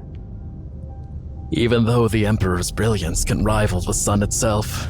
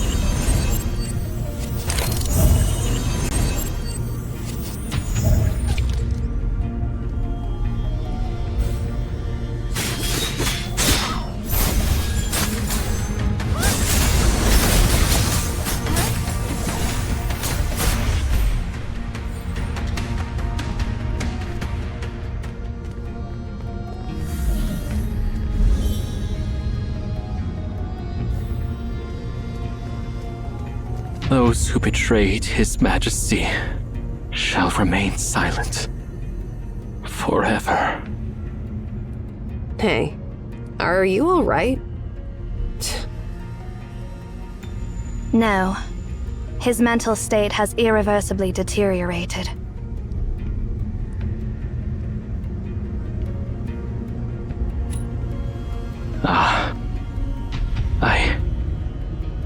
I apologize, esteemed Emeons.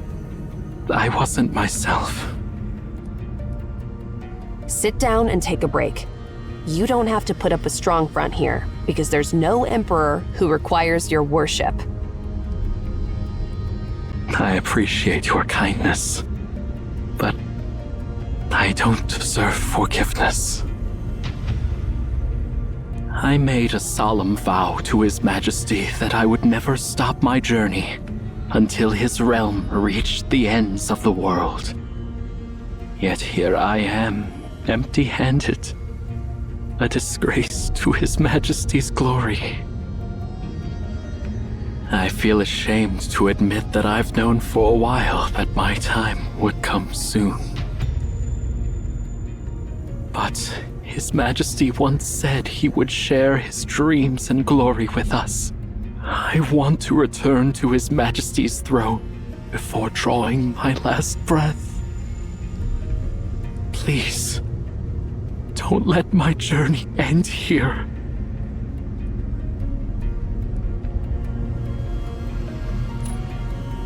Thank you for your generosity.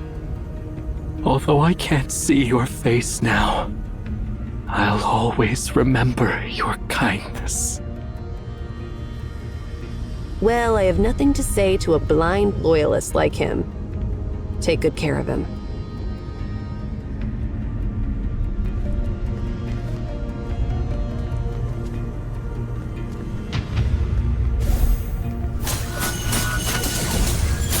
Complete insight.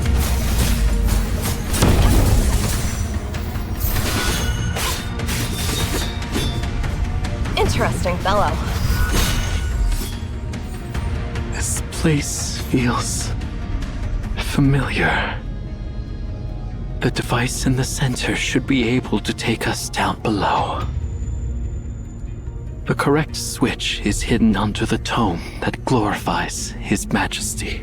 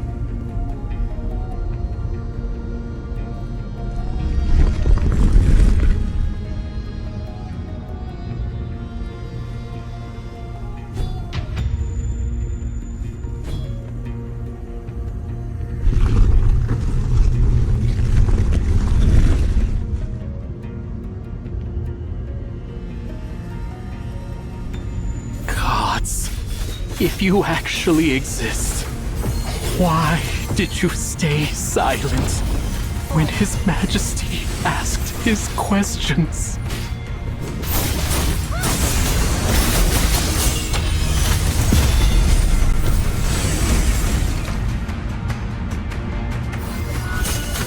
Ansu, end it all!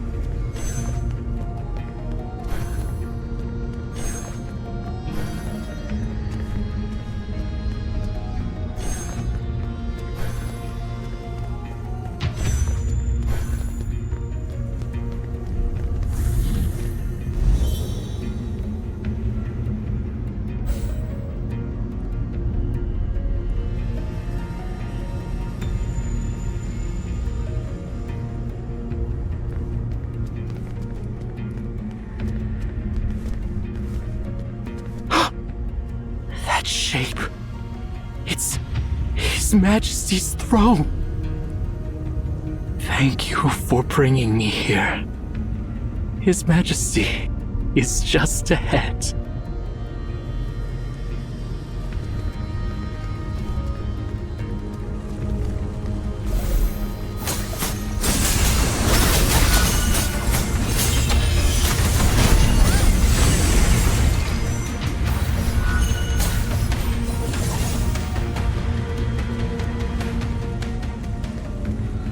That's Farhad, a member of the scout squad.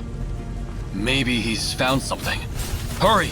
Bring him before His Majesty. Fluttering wings.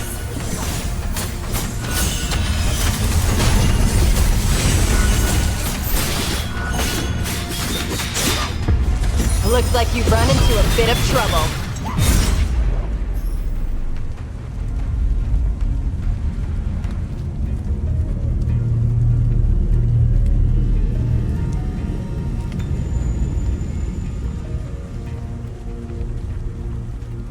Why are you looking so exhausted, General Farhad?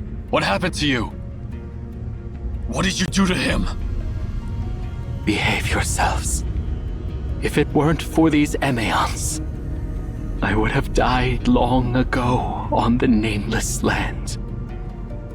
I'll inform His Majesty of your achievements, Emeon. Soon, you'll see that Farhad always keeps his promises. And His Majesty is a generous and benevolent ruler. Let us assist you. Stand back. No need. I've witnessed the distant and boundless lands with His Majesty when you were just babies. If I need help with even a few steps, how am I supposed to follow His Majesty to the ends of the stars?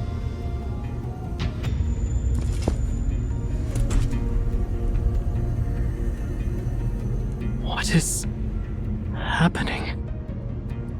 Why can't I move on?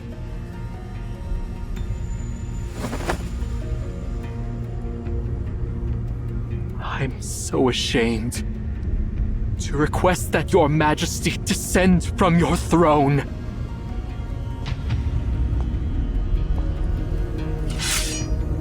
Your Majesty, please!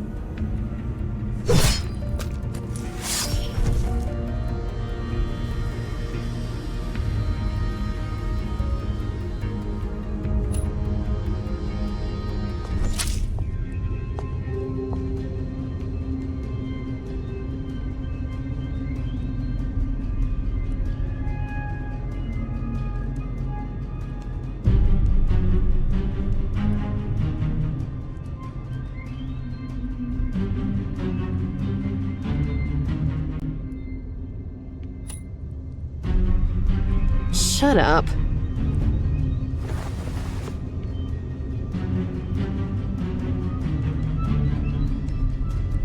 You're in no position to tell me how to punish my soldiers, outsider. Those who have failed me are no different from deserters, and this is what happens to deserters.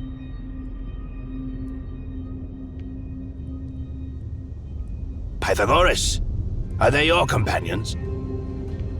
No, Your Majesty. Although their clothes resemble mine, I've never seen them before. We are not Emaons from this world. We come from the future, 2,500 years from now. A funny joke. Unfortunately, it comes at an inopportune moment. Those who dare to mock me must be punished. Please, wait, Your Majesty! The wonders of the Library of Babel surpass the wildest imagination of mortals. Here, it is possible to encounter someone from a past or future era. For the sake of your lives, strangers, if you too are Emians like me, show your proof.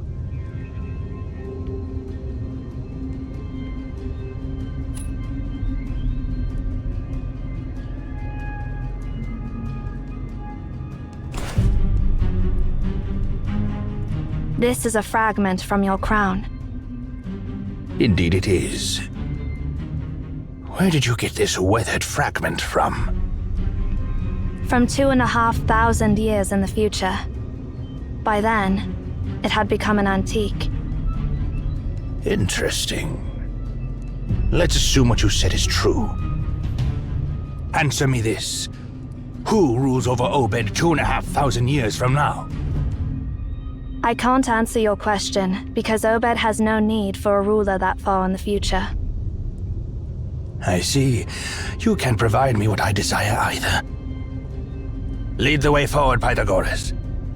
As for these useless freeloaders, get rid of them, my soldiers.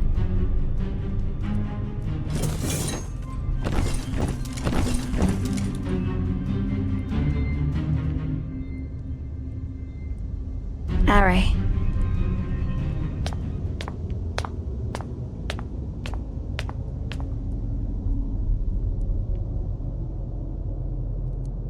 Your Majesty, please forgive our rudeness.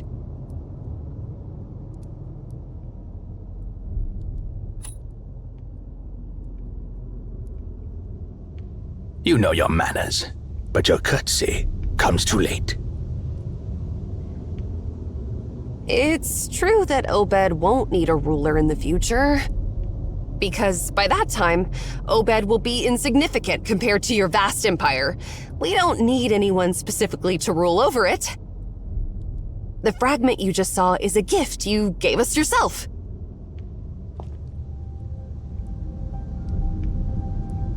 You mean you've seen me 2,500 years later? Do I still rule over my vast empire? Yeah, of course. How did I survive until then in the future? Tell me, now! Gladly, but we want something in return.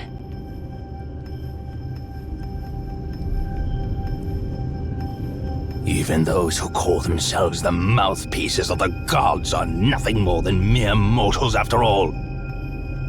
Your wish is granted. All the wealth in my treasury and all the provinces in my domain are yours for the taking. We don't want wealth or fiefdoms. We just want to know what you know about the god of the sun. How interesting.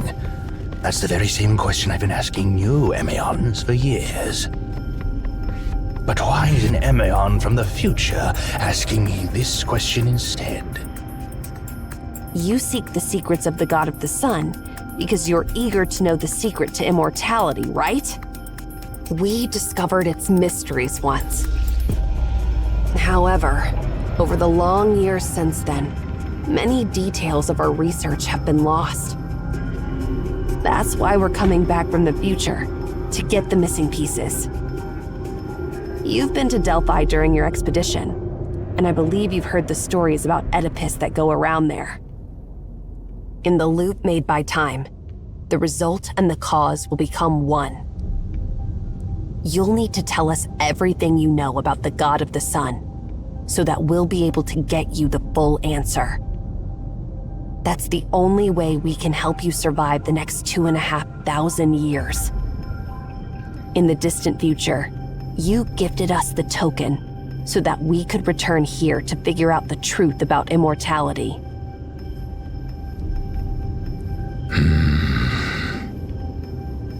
Nothing but lies. Myths are for ignorant children. Do you think I'm as gullible as a child? I've found ludicrous loopholes in your words. Since the me in the future already knows the secret to immortality, why didn't that me ask you to tell me the secrets directly? Immortal Army!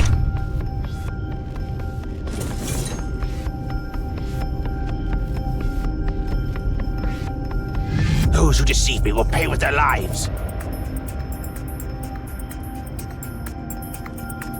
Of course, you can just kill us, Your Majesty. But at the moment we're killed, the casual loop in the timeline will be severed. If you don't learn the secret to immortality now, you, your empire, and all the feats you will achieve in the future will simply go up in smoke.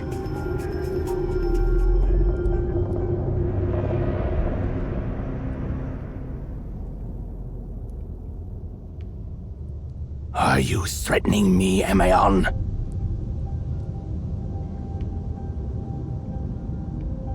No. As a scholar, I'm simply telling you what might happen because of your actions. Whether to trust us or kill us on the spot, the choice is up to you. I'm sure you already have an answer in your mind. Well, indeed. A nasty tone unique to Emaon. Lay down your weapons. For now.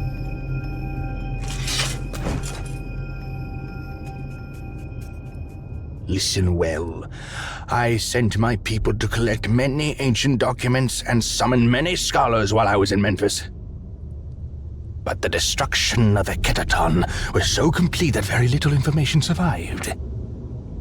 Despite my efforts, I only figured out one piece of information from the ancient records. The language of the gods is a palindrome. The language of the gods is a palindrome?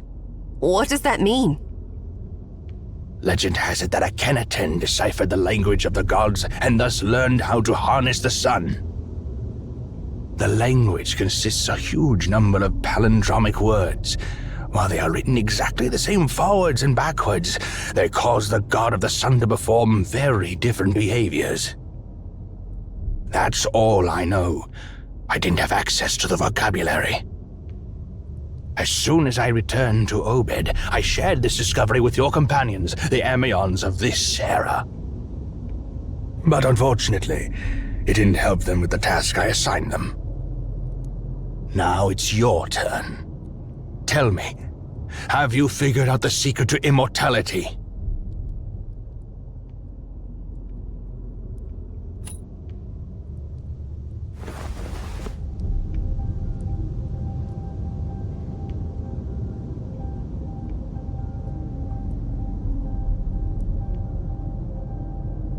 Are.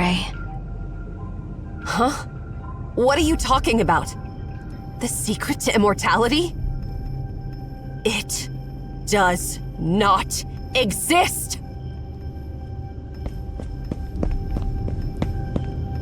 What are you waiting for, Director? We've got the information. Now it's time to make a run for it. How dare you?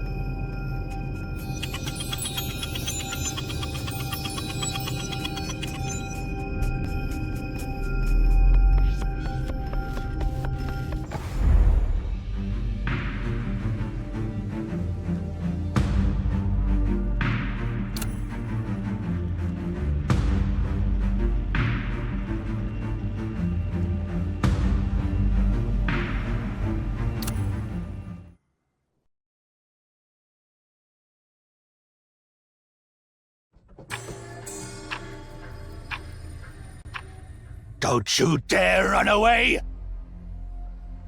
How dare you deceive me! Your Majesty, please calm down. Your Majesty!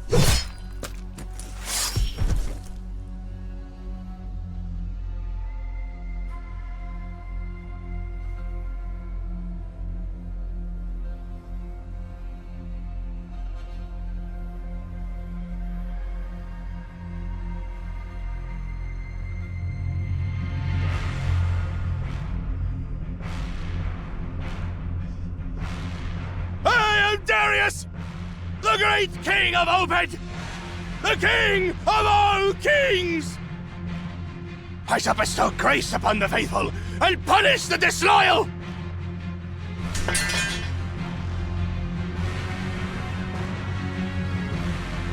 Heed my command, my immortal army! Hunt down those Evians! From this place to the end of the world! From this moment until the end of their lives, or yours!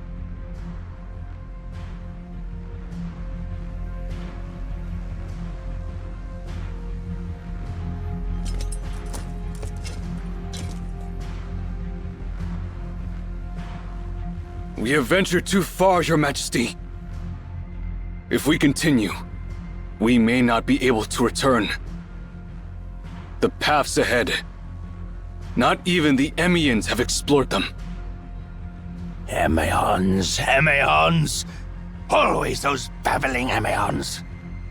Why would I, the king of all kings, need someone else to pioneer my new territories? Wherever I go, it is my domain. And whatever I say, my words shall shine like the sun. From this day on, cease all support of those Emions. We don't need those false mouthpieces of the gods. But, Your Majesty, what about Pythagoras?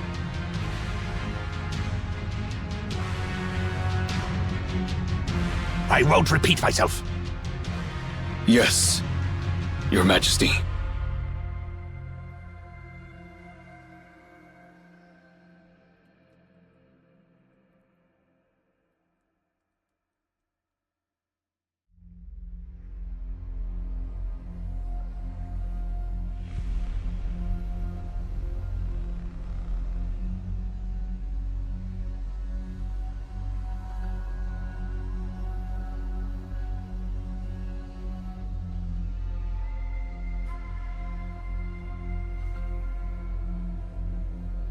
You are... Wait! Please, spare us! I beg you!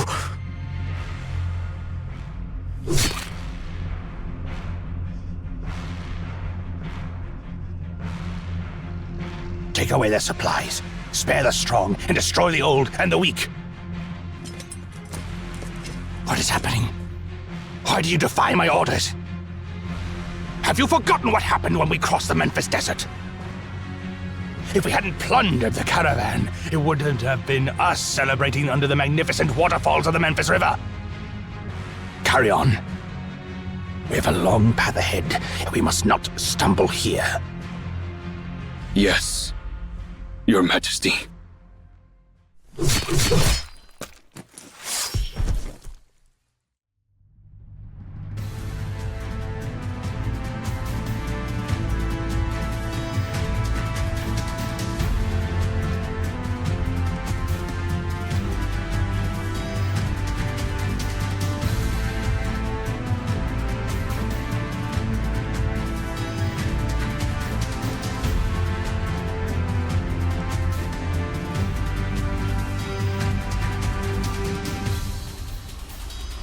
Let's station ourselves here today.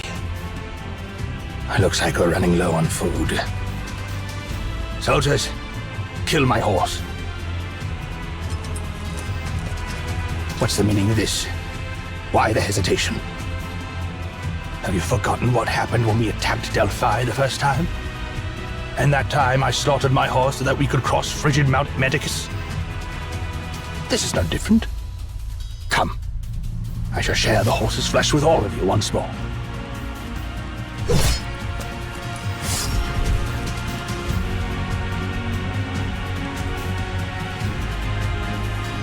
My warriors,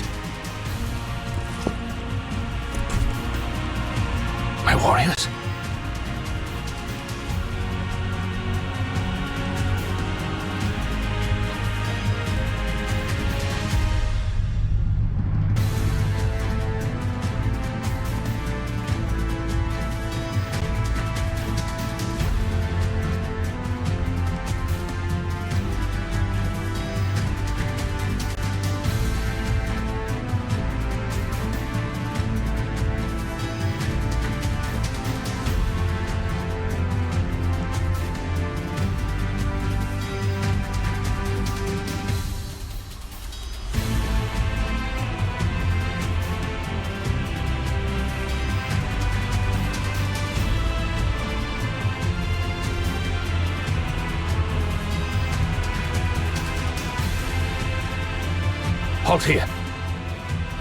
We need a break once in a while. I grant you a brief reprieve. These books on the shelves are unlike any I've seen before.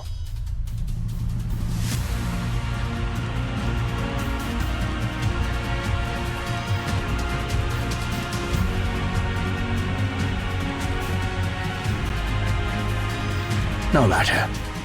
One day I will conquer their lands. Remember what I said, Farhad. I shall share my glory and dreams with you. Armor me, Farhad, my most loyal friend. Let's embark on our odyssey. Our expedition must not stop here.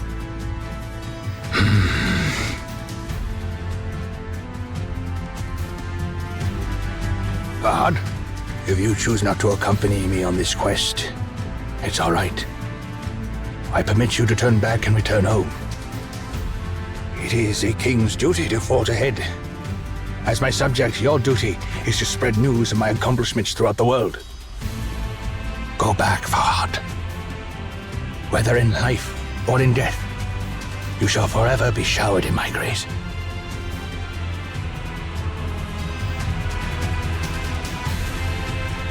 Farhad.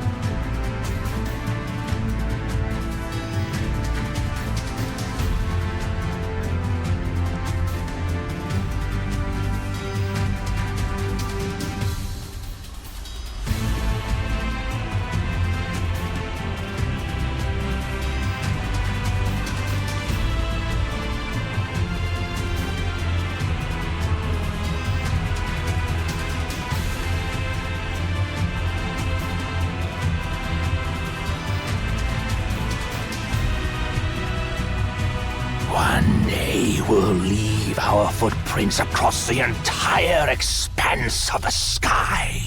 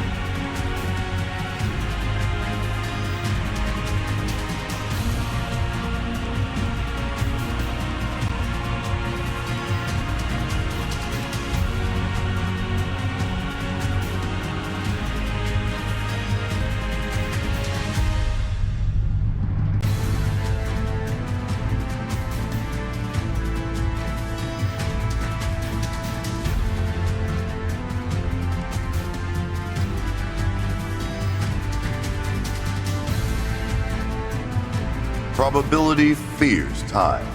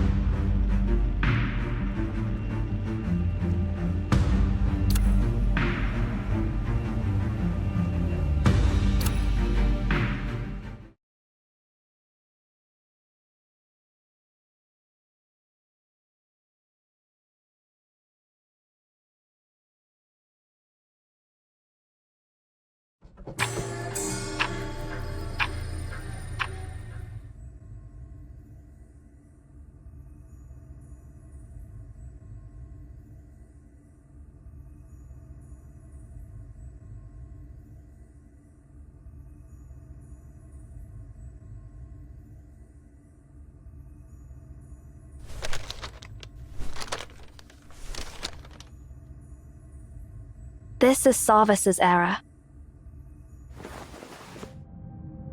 Something seems to be on your mind. That "I've really got something to say" look on your face is pretty rare. I think I've figured out why we've been entangled with Darius. Now I'm certain that the giant we encountered when we first entered the library, and the one we saw during our second meeting with Sarvis, are one and the same, Sia.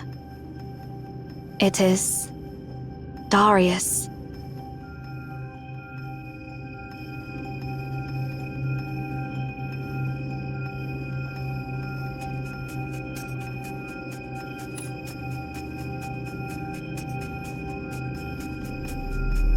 This library is alive and has its own wisdom.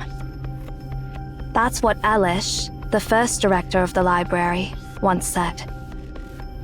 Therefore, visitors should stay quiet, humble, and cautious within the library.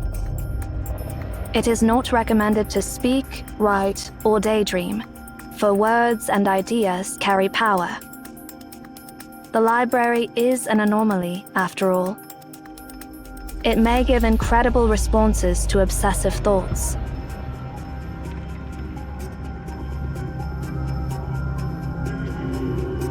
Don't you dare run away! How dare you deceive me!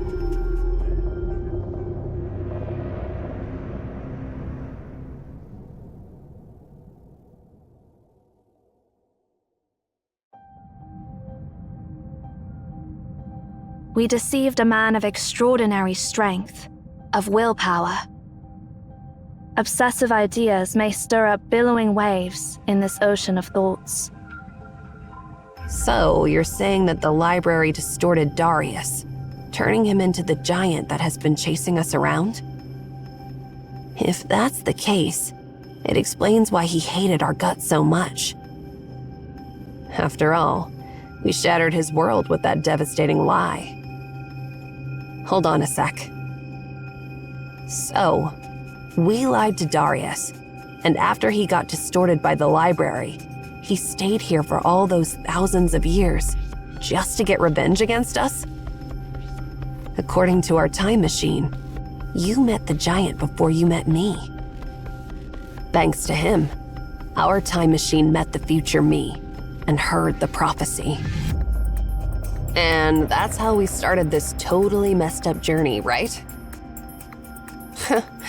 How ironic. We went to Darius because we had already met him.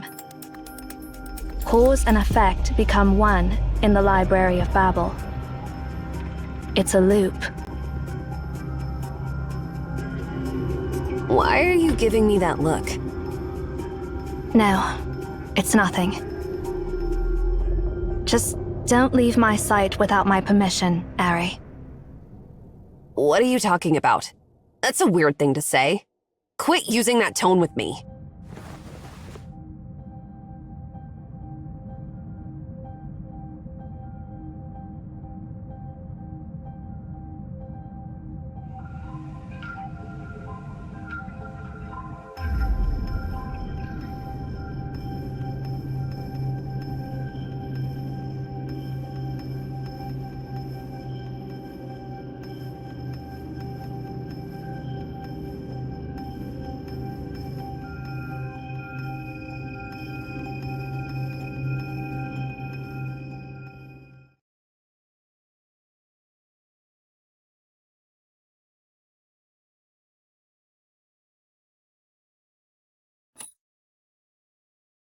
Shut up.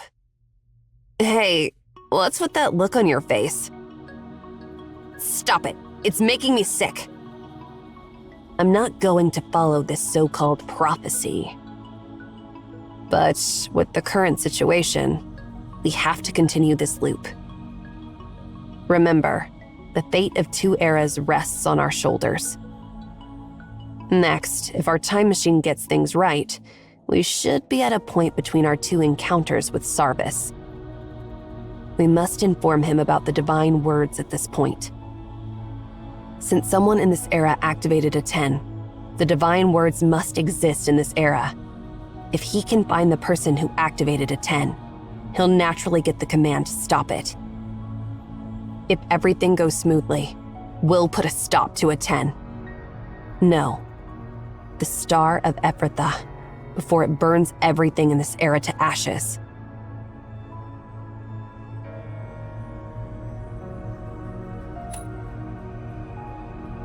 Don't you dare spout any more nonsense like that!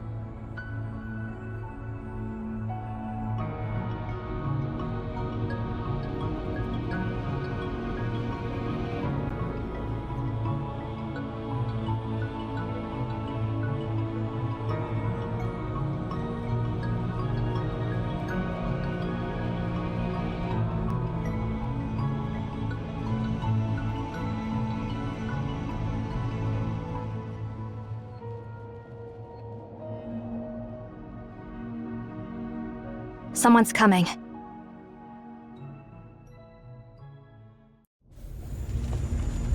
Those are Japhet soldiers. Looks like they're in a tough spot, too.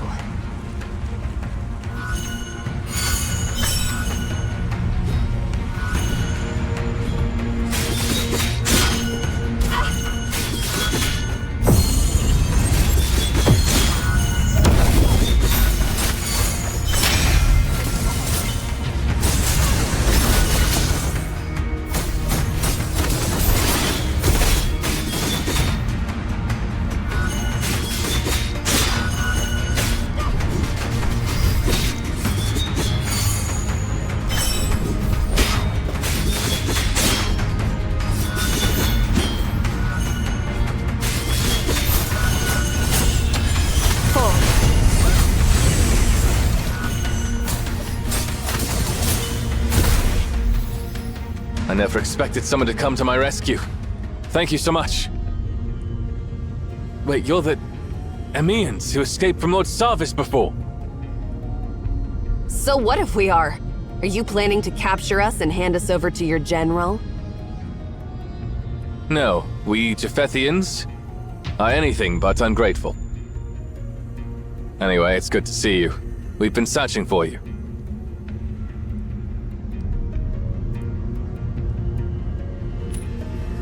That's not the case, Emian. Lord Sarvis has encountered an extraordinary problem, and he says only Emians can solve it. As I thought.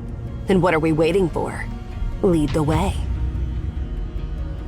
I'm sorry, but when we entered this infinite library again, we got separated from our general. I have no clue where he could be now. The path ahead takes us back to where we came from. Let's head in that direction. Aren't you coming with us? As you can see, my squad has been decimated. With all the dangers lurking here, we shouldn't burden you with protecting us. Please, hurry to the General as soon as possible.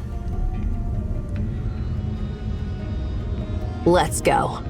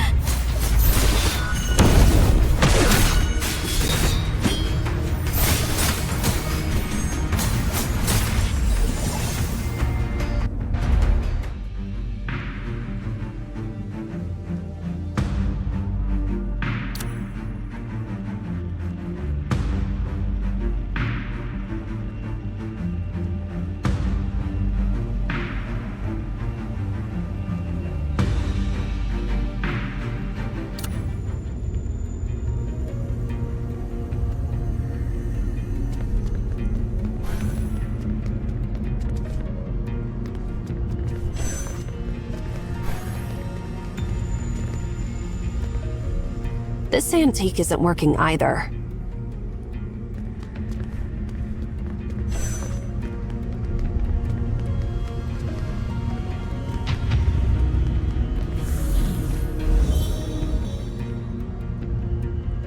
We're entering the unknown sector.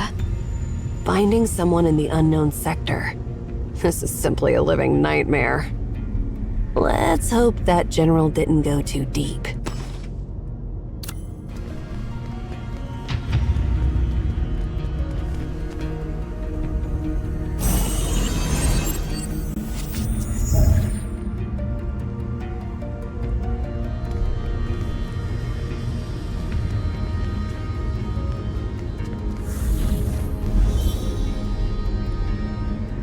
The unknown sector has changed, so the rules we know might not apply anymore.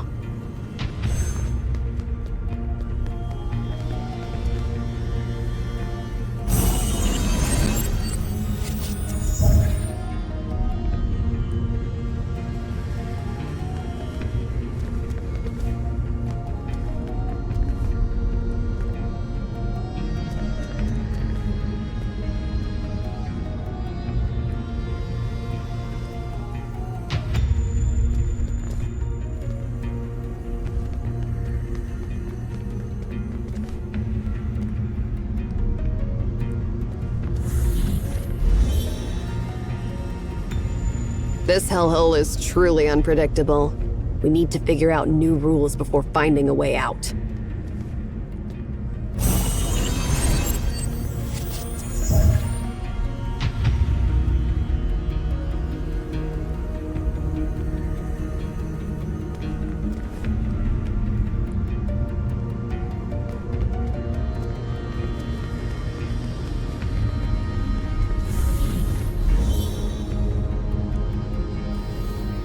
The one surrounded up ahead is Sarvis. Let's wait until he's worn out, and then we'll have the perfect chance to strike. Hey, why are you giving me that look? All right, fine. We'll rescue him. Oh, it's you. Thank you for your help, Emeans. I apologize for my rudeness earlier, and I would like to do my best to clear up the misunderstanding I caused. But I'm afraid we don't have time for that now.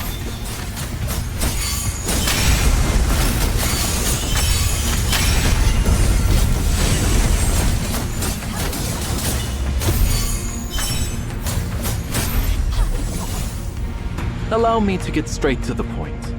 Do you happen to know how to deactivate the God of the Sun?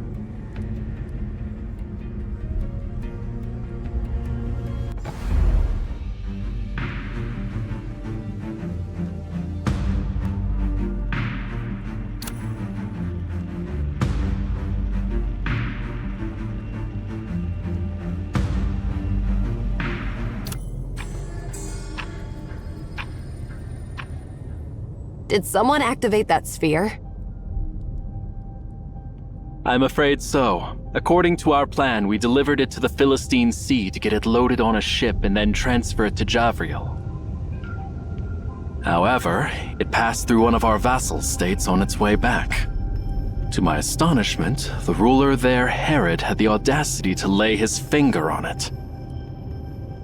It was only afterward that we learned that quite a few servants in Herod's kingdom had been exiled from Memphis, and some of them had even served as priests in Memphis. They knew a number of secrets that had been passed down from generation to generation by word of mouth. Not even Lord Thurinus or Emperor Darius had learned about them when they conquered Memphis.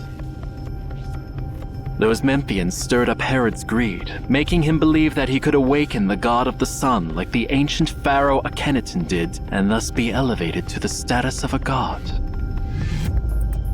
How ridiculous. Yeah, it's ridiculous. Truth is, the Memphian slaves hate him for his brutality and wanted to use this chance to take revenge. They didn't think about the catastrophic consequences it would bring. Unfortunately, Herod killed all those slaves once he obtained the divine words, so nobody else could ascend to the divine throne like him. By the time we arrived, the copper sphere was already levitating and burning over Herod's capital city, Ephrathah. We apprehended Herod before the city was razed to the ground.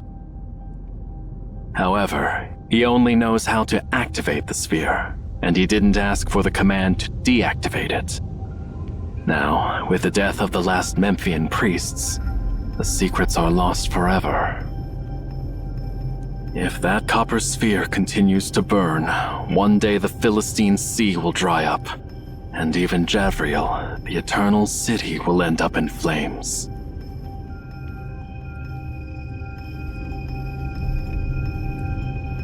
Fortunately, I had met you in the Library of Babel. I remembered you had mentioned that the copper sphere could be deactivated. So, we rushed back here to seek your help. Such is the situation. If you know how to stop this world from ending up in flames, I'm willing to offer whatever I can in return.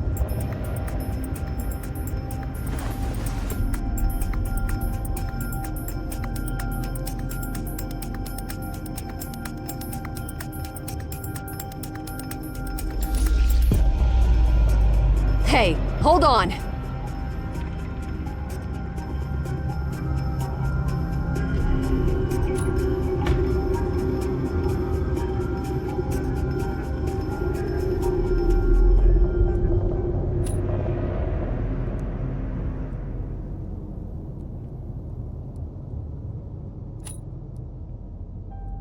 You've told him already?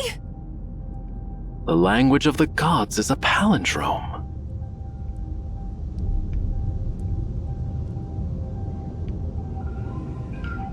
I understand. That'll do. Write the palindrome words in both directions, and the quill will go back to where it started. In other words, the command to activate the sphere is also the command to deactivate it. We just need to repeat the same word Herod used, and it will revert to its previous state. I can't believe this answer is so straightforward. I must return to Ephrathah immediately. But the thing is, we've lost a significant number of soldiers since entering the Library of Babel. I'm sorry, Hemayon, but I need your assistance once again. Could you escort me out of here?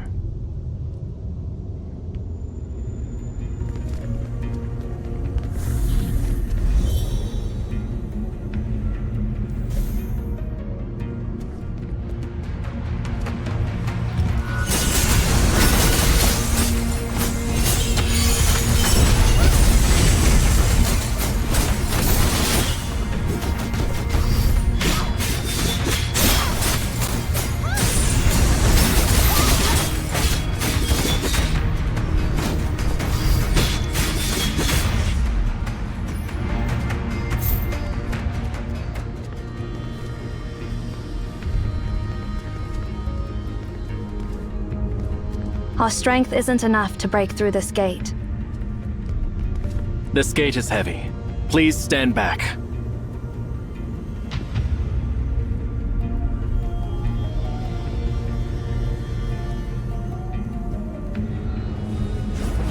Thank goodness we didn't fight him earlier. Sorry, I couldn't hear you because of the noise. What did you say? Oh, it's nothing.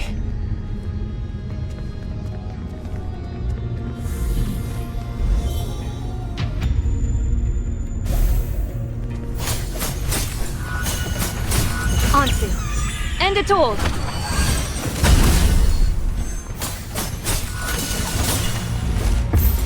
Looks like you've run into a bit of trouble. Interesting fellow.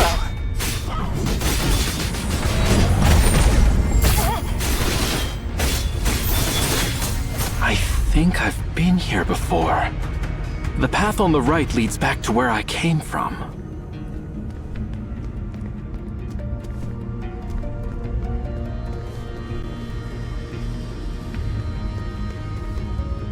Jeez, not another one of those annoying stone gates. Don't worry. My strength should be enough to break through it. However, I've just exerted a lot of energy. Give me a moment to catch my breath. Fine. Take a step back, Sia. They started following us before I even noticed. What a bunch of eyesores.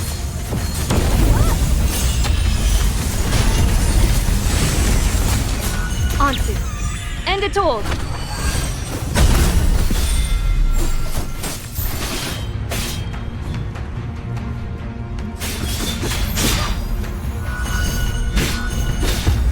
Looks like you've run into a bit of trouble.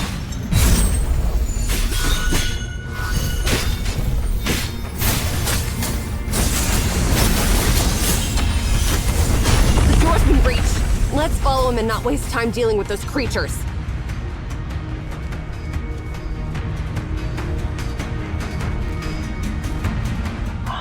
Finally. Ahead is the sector I entered from. One must exit from where they entered. Such is the wise words from the Emeons who guided me here. Thank you for escorting me here. Hey, Mr. General. Although we didn't request payment, it's okay to ask for a favor, right? Of course. Just let me know whatever you want. Well, when you go back and see Herod again, please make a copy of the divine words he tells you and give it to us.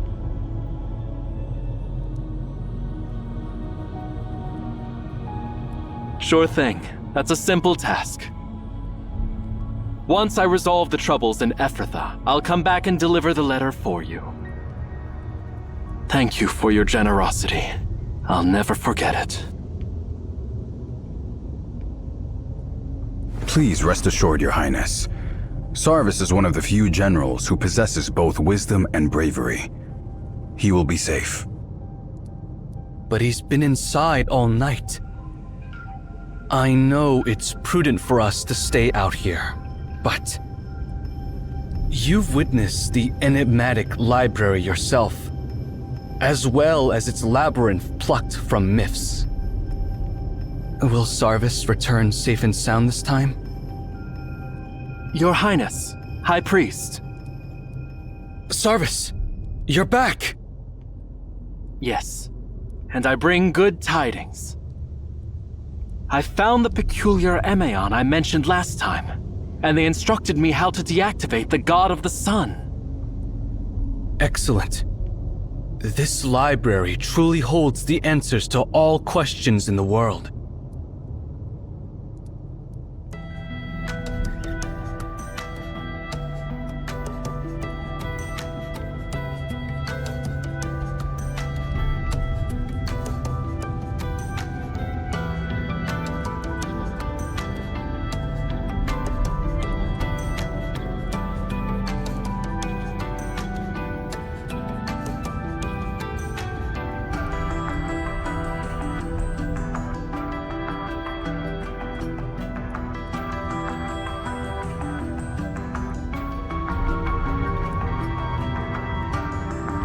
High Priest Marari, do you still have a copy of the treaty with the Arsacid Empire? I can have the scribe immediately draft a new one, Your Highness. What do you mean, Your Highness? I will sign it. Tell our soldiers that we are no longer at war with Obed. Let's go back. Once we resolve the issue in Ephrathah, we will make our way back home. May I ask the reason behind your change of heart, Your Highness? Look at that burning star. If there's anything like divine revelation in the world, it probably looks like that. Wouldn't you agree? No. Japheth is not ready to confront such power. My father has been invincible throughout his life. He forged his great empire in his 30s. I heard that he was frustrated at the thought of spending the remainder of his days governing rather than conquering. However, I think governing is far more challenging than conquering. I'm always worried that if Japheth's armies keep crossing new frontiers, sooner or later, they'll meet an impenetrable presence. Father has never tasted defeat, and neither has Japheth. Father is aged, and Japheth has long grown accustomed to the countless triumphs he has achieved. If, one day, Japheth fails to sustain its momentum of conquest, if, one day, the tip of Japheth's spear finally shatters against a towering wall never before encountered, how do you think the people of Japheth would feel in such a moment?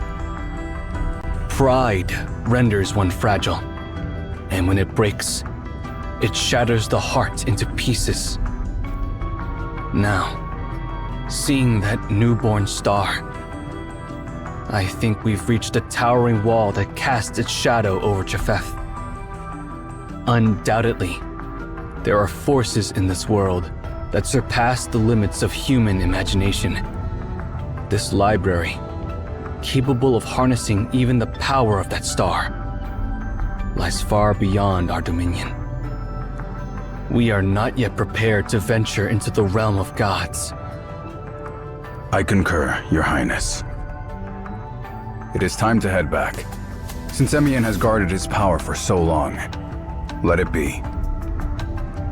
There must be reasons why this tower has stood undisturbed for thousands of years. Until we understand those reasons, we must not disturb the balance. No. We shouldn't even touch it. It'd be best if all of us stayed away from it, neither to inquire nor to disturb it, lest it bring a catastrophe down upon us. While my words may appear disrespectful, His Majesty's order to retrieve the God of the Sun and the situation we are facing serve as compelling evidence. I agree with your decision to retreat, Your Highness. However, if we ignore the blaze of the star and the impending destruction it brings, it is beautiful, like a real celestial body. Now we know beyond a shadow of a doubt that someone, or some being, crafted it. How extraordinary is it to craft a star? If I had the chance, I would love to see the hands that forged the star.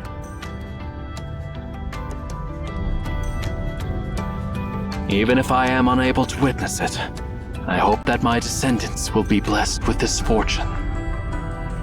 Time to go. We have no time for sentimentality. Leave the recording of history to poets and scholars. As for us, let us restore the sky with its true sun.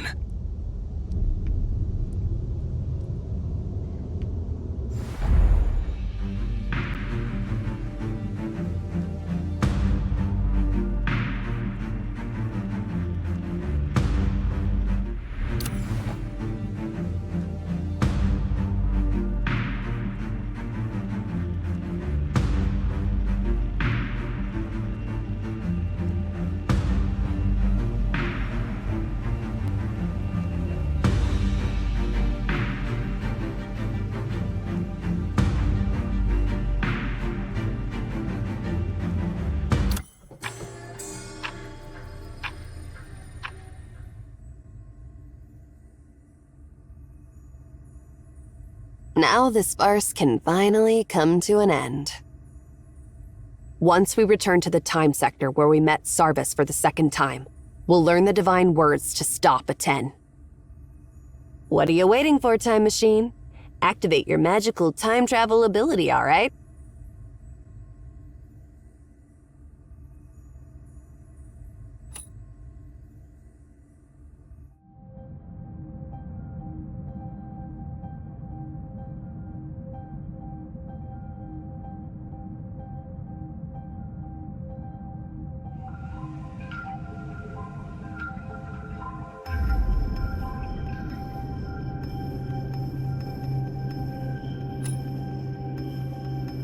There's no point in thinking about that now.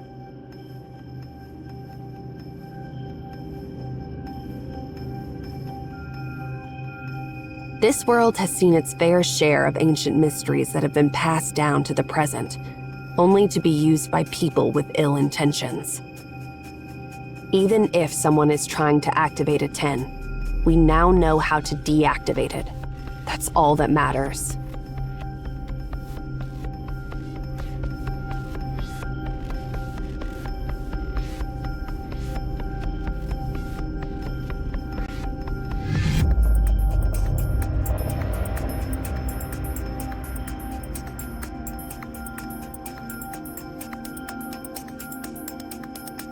Besides us, the only ones who know the secrets of anomalies and might intend to use them are Nemesis. Ere, you said you ran into them during your retrieval of Arten, right? Exactly. That's why I was wary of Seer.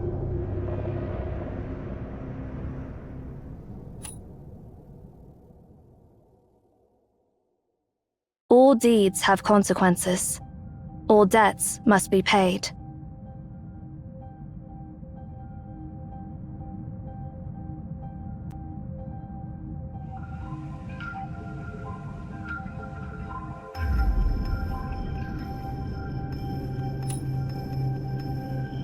That's their motto. How can I give you a brief explanation? To put it simply, here's the perfect example. Do you think something like a 10 should be known to the world? These artifacts possess the power of easily obliterating an entire civilization. You've witnessed the destruction of Akedaton and the war between Japheth and Obed.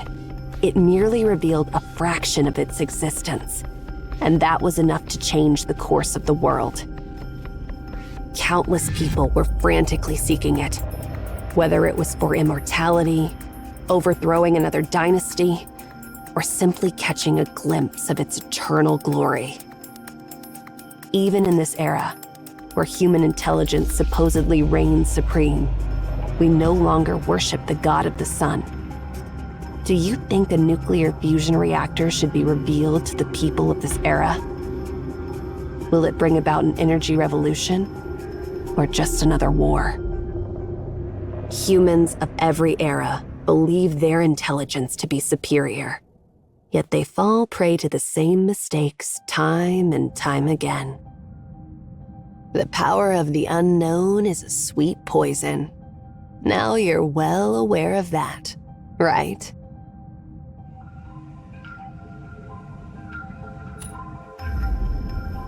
That's why we've decided to hide its existence from the world.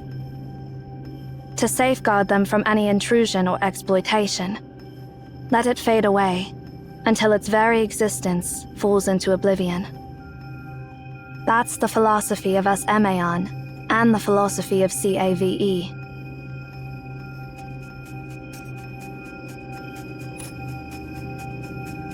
Emaon is merely the secret society watching over Obed.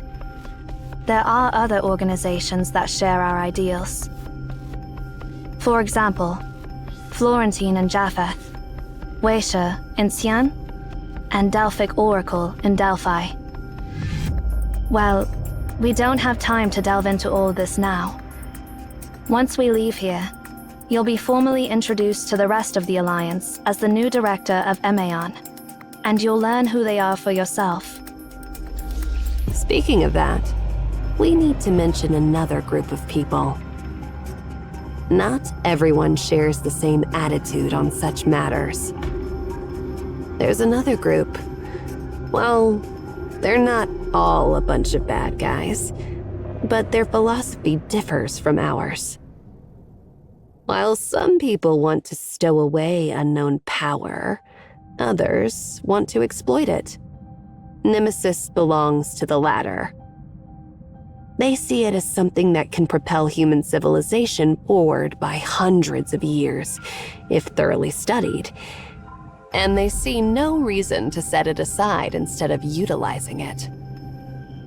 As for how such actions may affect a society, they don't care at all.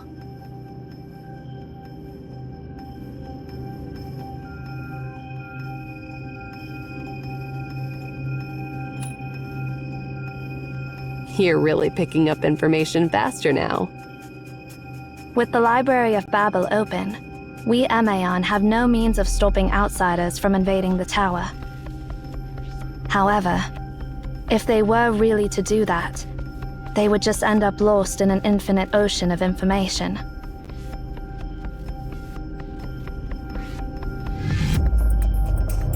If only the future version of you had provided us with more information. Oh, what? Blaming me again? No, I have no intention of blaming you.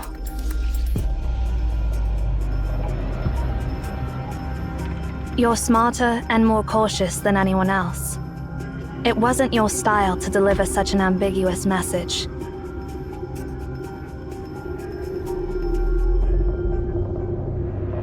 You're giving me too much credit.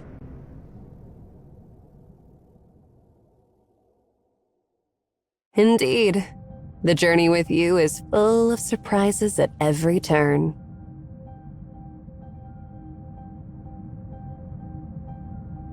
Well, this trip is definitely not boring. Quit lazing around.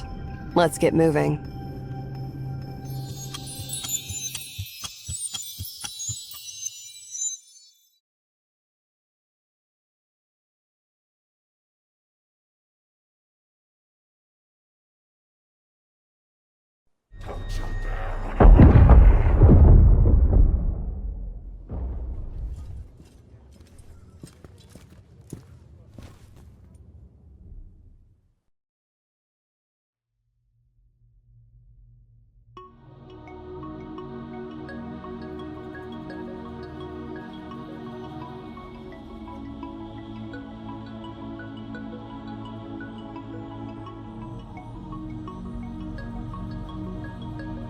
Don't you ever wonder how two groups of the same people can show up at the same time?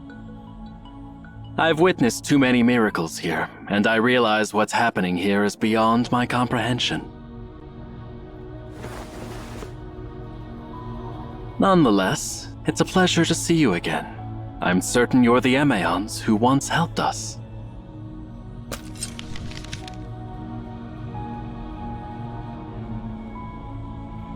As promised, I've brought you a copy of the Divine Words.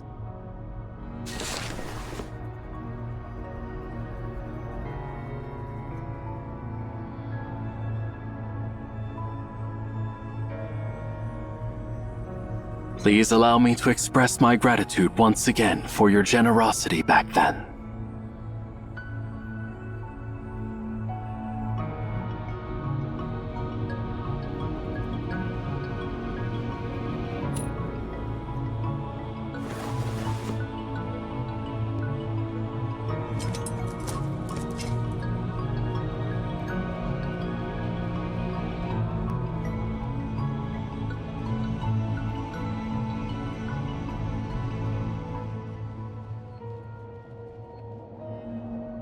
I understand that you Emaons have your own principles of conduct and you don't want your deeds to be publicized. But I promise you, even if the people of Japheth don't know what they've been saved from, I'll never forget your heroic deed. I'll never forget your noble character and selflessness. If you ever find yourself in trouble in the future, I'll assist you in any way I can.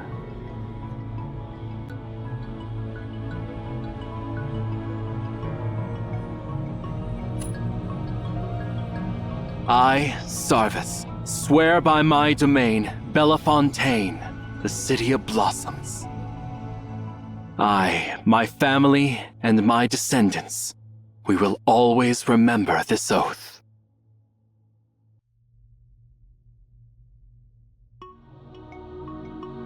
From now to eternity.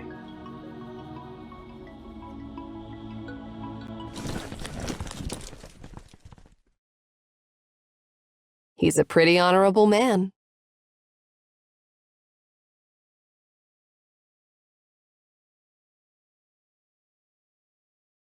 Bellefontaine. Sarvis. So, He is the first leader of Florentine, Sarvis Florentine. I see. Our initial connection with Florentine was actually because of you.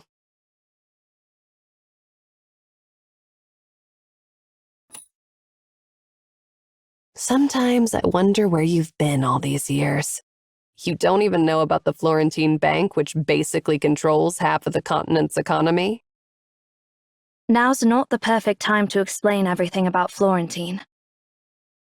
Harry, show me the parchment that Sarvis just gave you. What's the rush? Worried about losing it? I've already written it down anyway.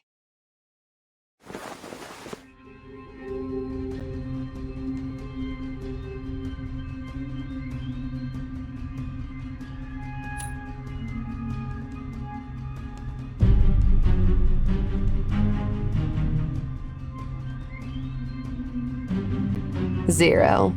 You know what? I'm really grateful that you're the one who's been with me on this journey.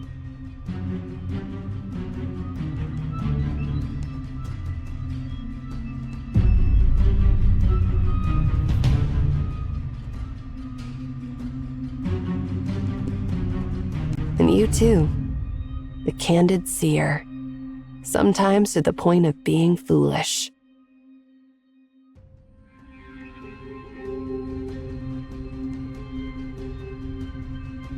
I'm glad I have you as my partners. That's why my plan went so smoothly.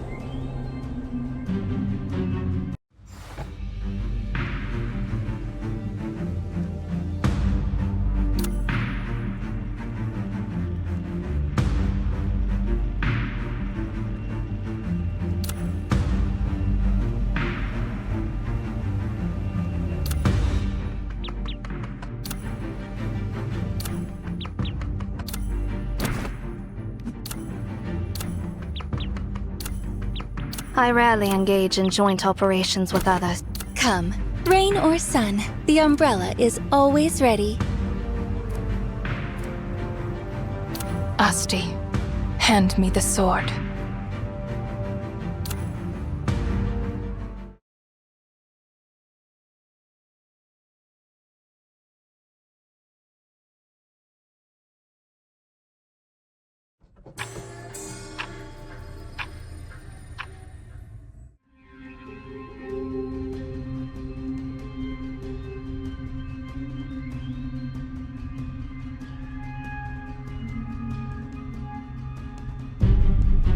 There were moments when I thought you might figure it out, but no. You just stayed at the edge of truth and refused to step forward. But why? Let me guess. Because you don't understand my motives, so you chose to turn a blind eye. How arrogant. Oh, Zero. Empty of everything. Void of emotions. Yet, in the end, you earned everything. See? You really don't understand the feelings of an underdog like me, do you?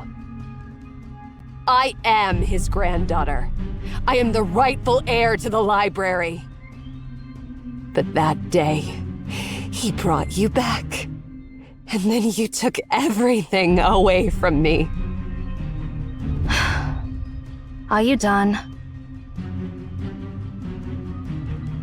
Stop pretending to be a sad clown. That's not who you are. What do you really want?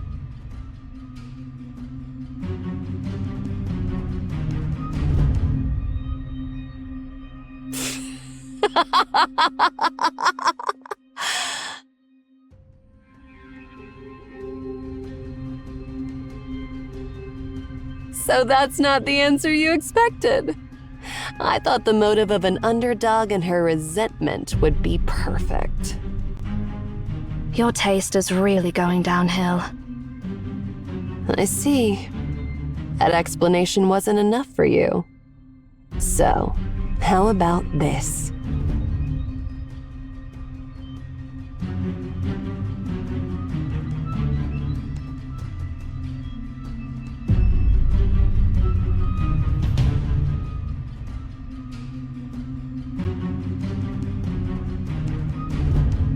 I'm simply tired of it all. MAON, CAVE, and this never-ending library. I've wanted to destroy everything here for a long time.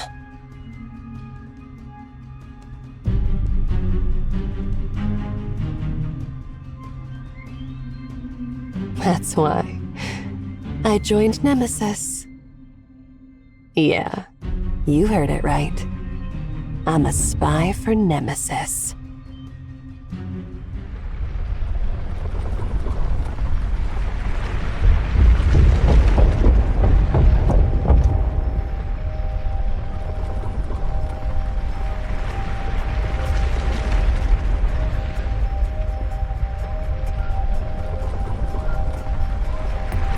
Oh, perfect timing.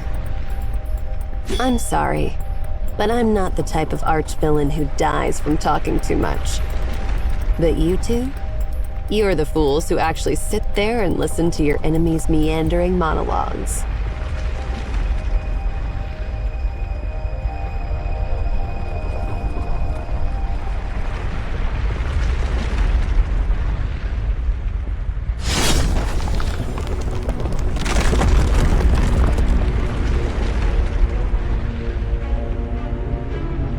Zero. You've become dull. Next time, when you feel something is off, just slit your opponent's throat instead of waiting around.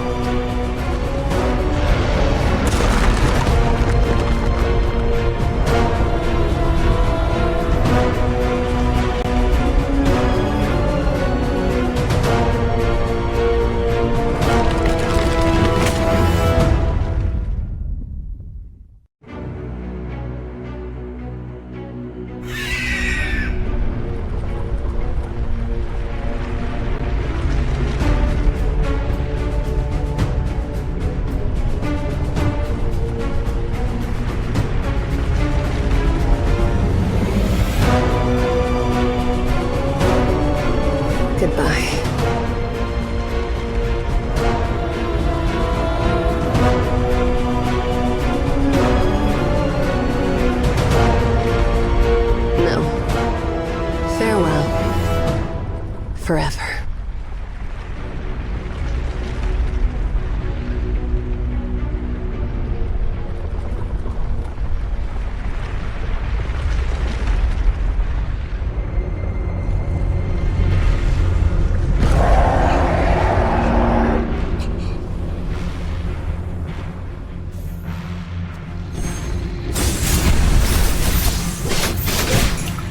Walk in the rain. Fluttering wings. Forward.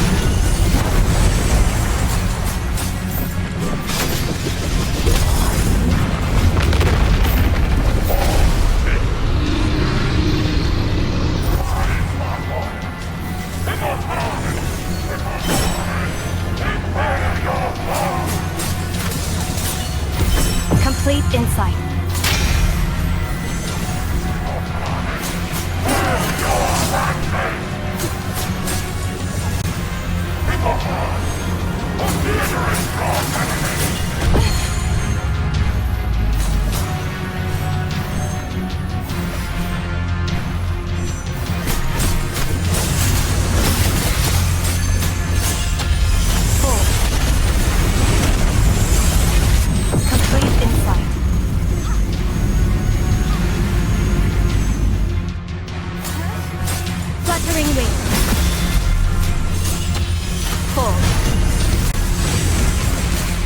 On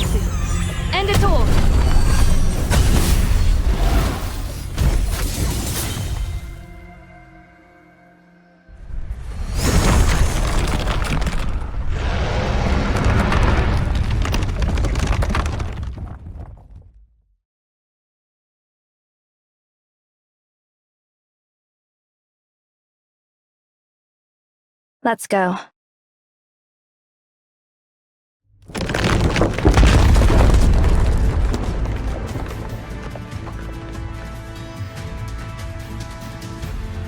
Don't you dare run away.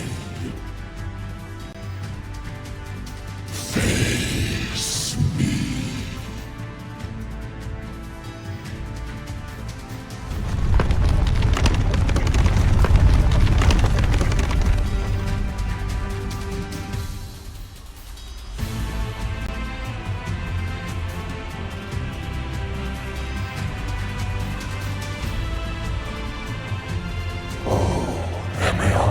From the future.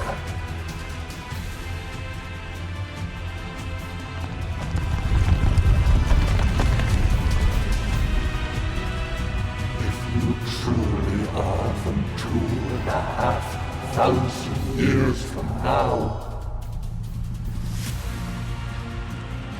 tell me. Tell me.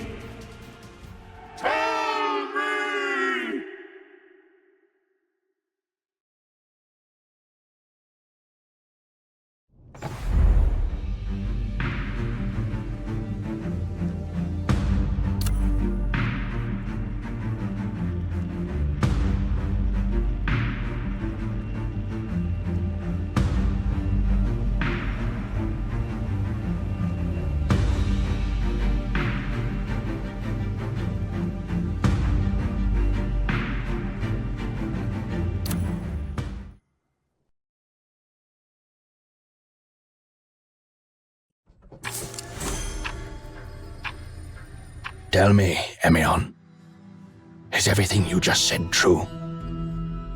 I believe you're aware that I've showered you with the utmost respect from an emperor. I believe you're also aware that the nonsense you just said is enough for me to order your tongue removed.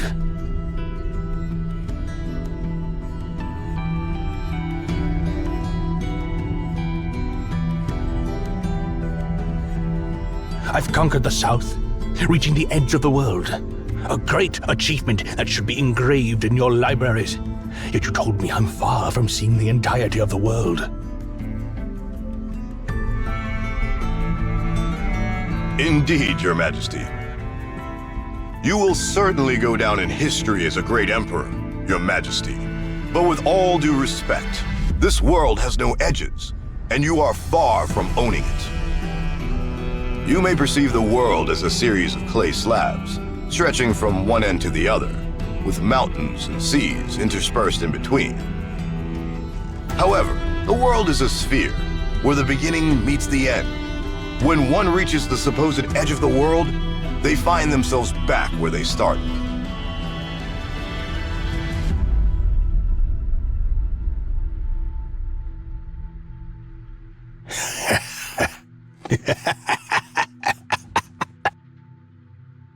What an absurd statement. It's been quite some time since someone dared to be so audacious in my court. Nevertheless, I shall allow you to continue your discourse purely for the sake of entertainment. However, if your words bore me, it'll be more than just your tongue that I remove. You claim that the world is a sphere. Very well. Prove it to me. Yes, Your Majesty. As an emperor who has conquered numerous lands, you must be aware that the North Star appears higher in the sky the further north one travels, and conversely, it appears lower in the southern regions. When observing a ship approaching from the horizon, one perceives the mast before the deck becomes visible. The world is indeed a sphere, and the curvature of the land and the sea occurs beyond the range of our vision. It is due to the vastness of the world that, while standing upon it, we mistake it for being flat. To humans, Obed may appear immense, but to the entire world, Obed is merely a small portion of the spherical whole. Just as ants may consider mounds as mountains and ponds as oceans, when they climb a tree, they perceive it as occupying a vast territory. I intend no disrespect, but when your army arrived at the Great Desert and believed they had conquered the entire southern realm, they were akin to those ants.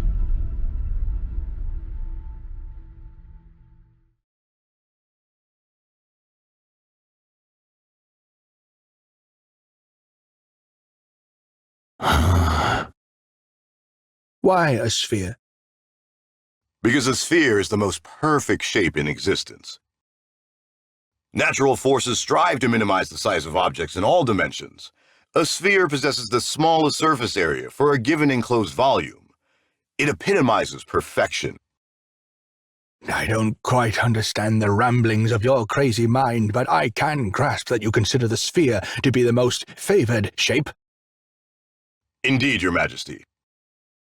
If your claims hold true, then regardless of how far I traverse, I shall never surpass its boundaries and merely return to my starting point. That is correct.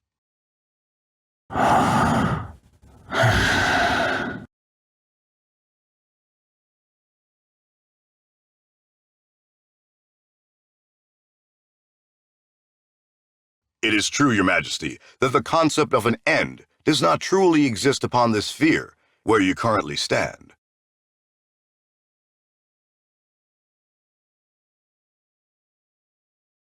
I implore you to direct your attention there.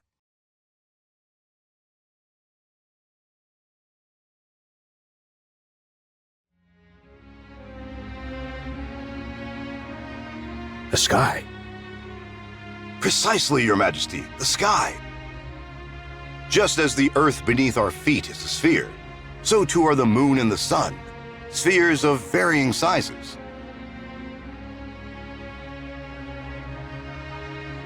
If the stars in the sky are indeed, as you claim, spheres, and the ground beneath our feet is but an inconsequential fragment from one of these spheres, doesn't that mean that all the land I've conquered so far is but a speck of dust in a vast sea of sand? It may be just a speck of dust, but it's a precious speck of dust, and our homeland. However, it's undeniable that it is, after all, just a speck of dust.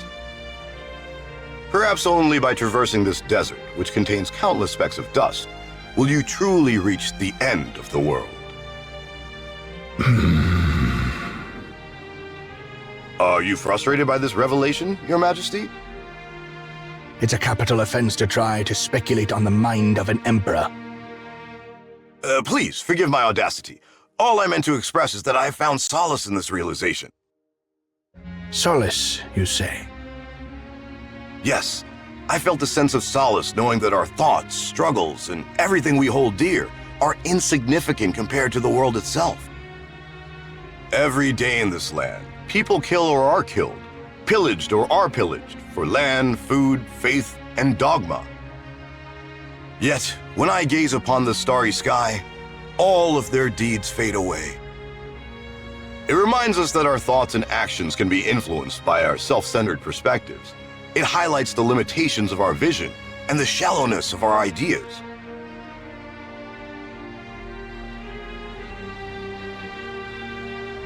The world does not revolve around us, not even the ground beneath our feet. Consider how an adult perceives a toddler's cries. The toddler cries because they have never seen the real world and are ignorant of real problems. However, with this revelation, you would understand that the difficulties and confusion you currently face are, in the grand scheme, similar to a toddler's cry. Look at the curtain of stars above you. It will make us reevaluate the value of all people to one another and the value of people to the world.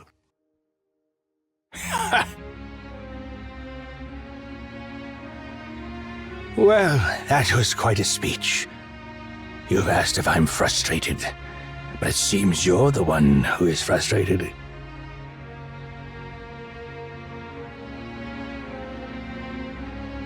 Indeed, Your Majesty. No matter how much I stretch, I can't reach the stars with my hands. Come to think of it, it's a good reason you'd give.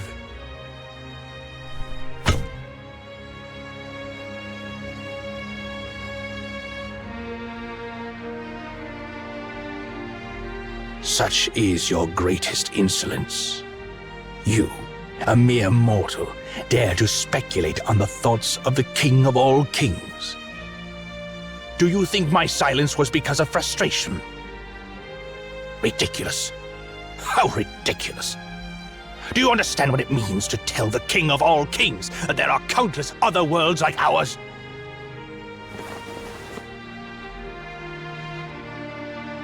It means there are endless lands waiting to be conquered. Interesting. How interesting. If the barren desert in the south is the so-called end of the world, that would be truly disappointing. This world is so subtle and so vast, but as a scholar, all you do is revere it. This is where I'd say your mind is narrow. I'll conquer them. It's the highest form of homage I, as an emperor, can offer.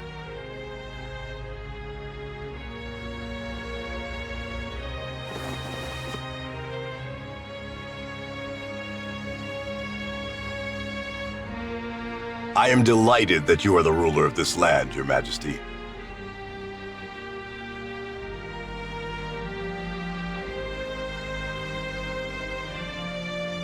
Emeon, I will be the one to conquer the distant stars.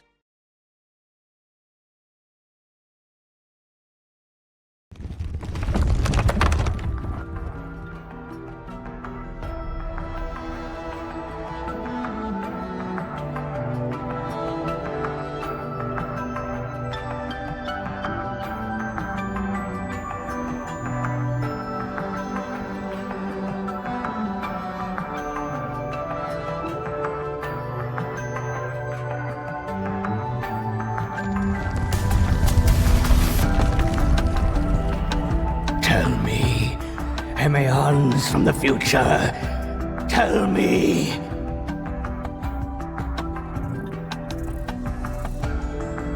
Did I conquer the distant stars?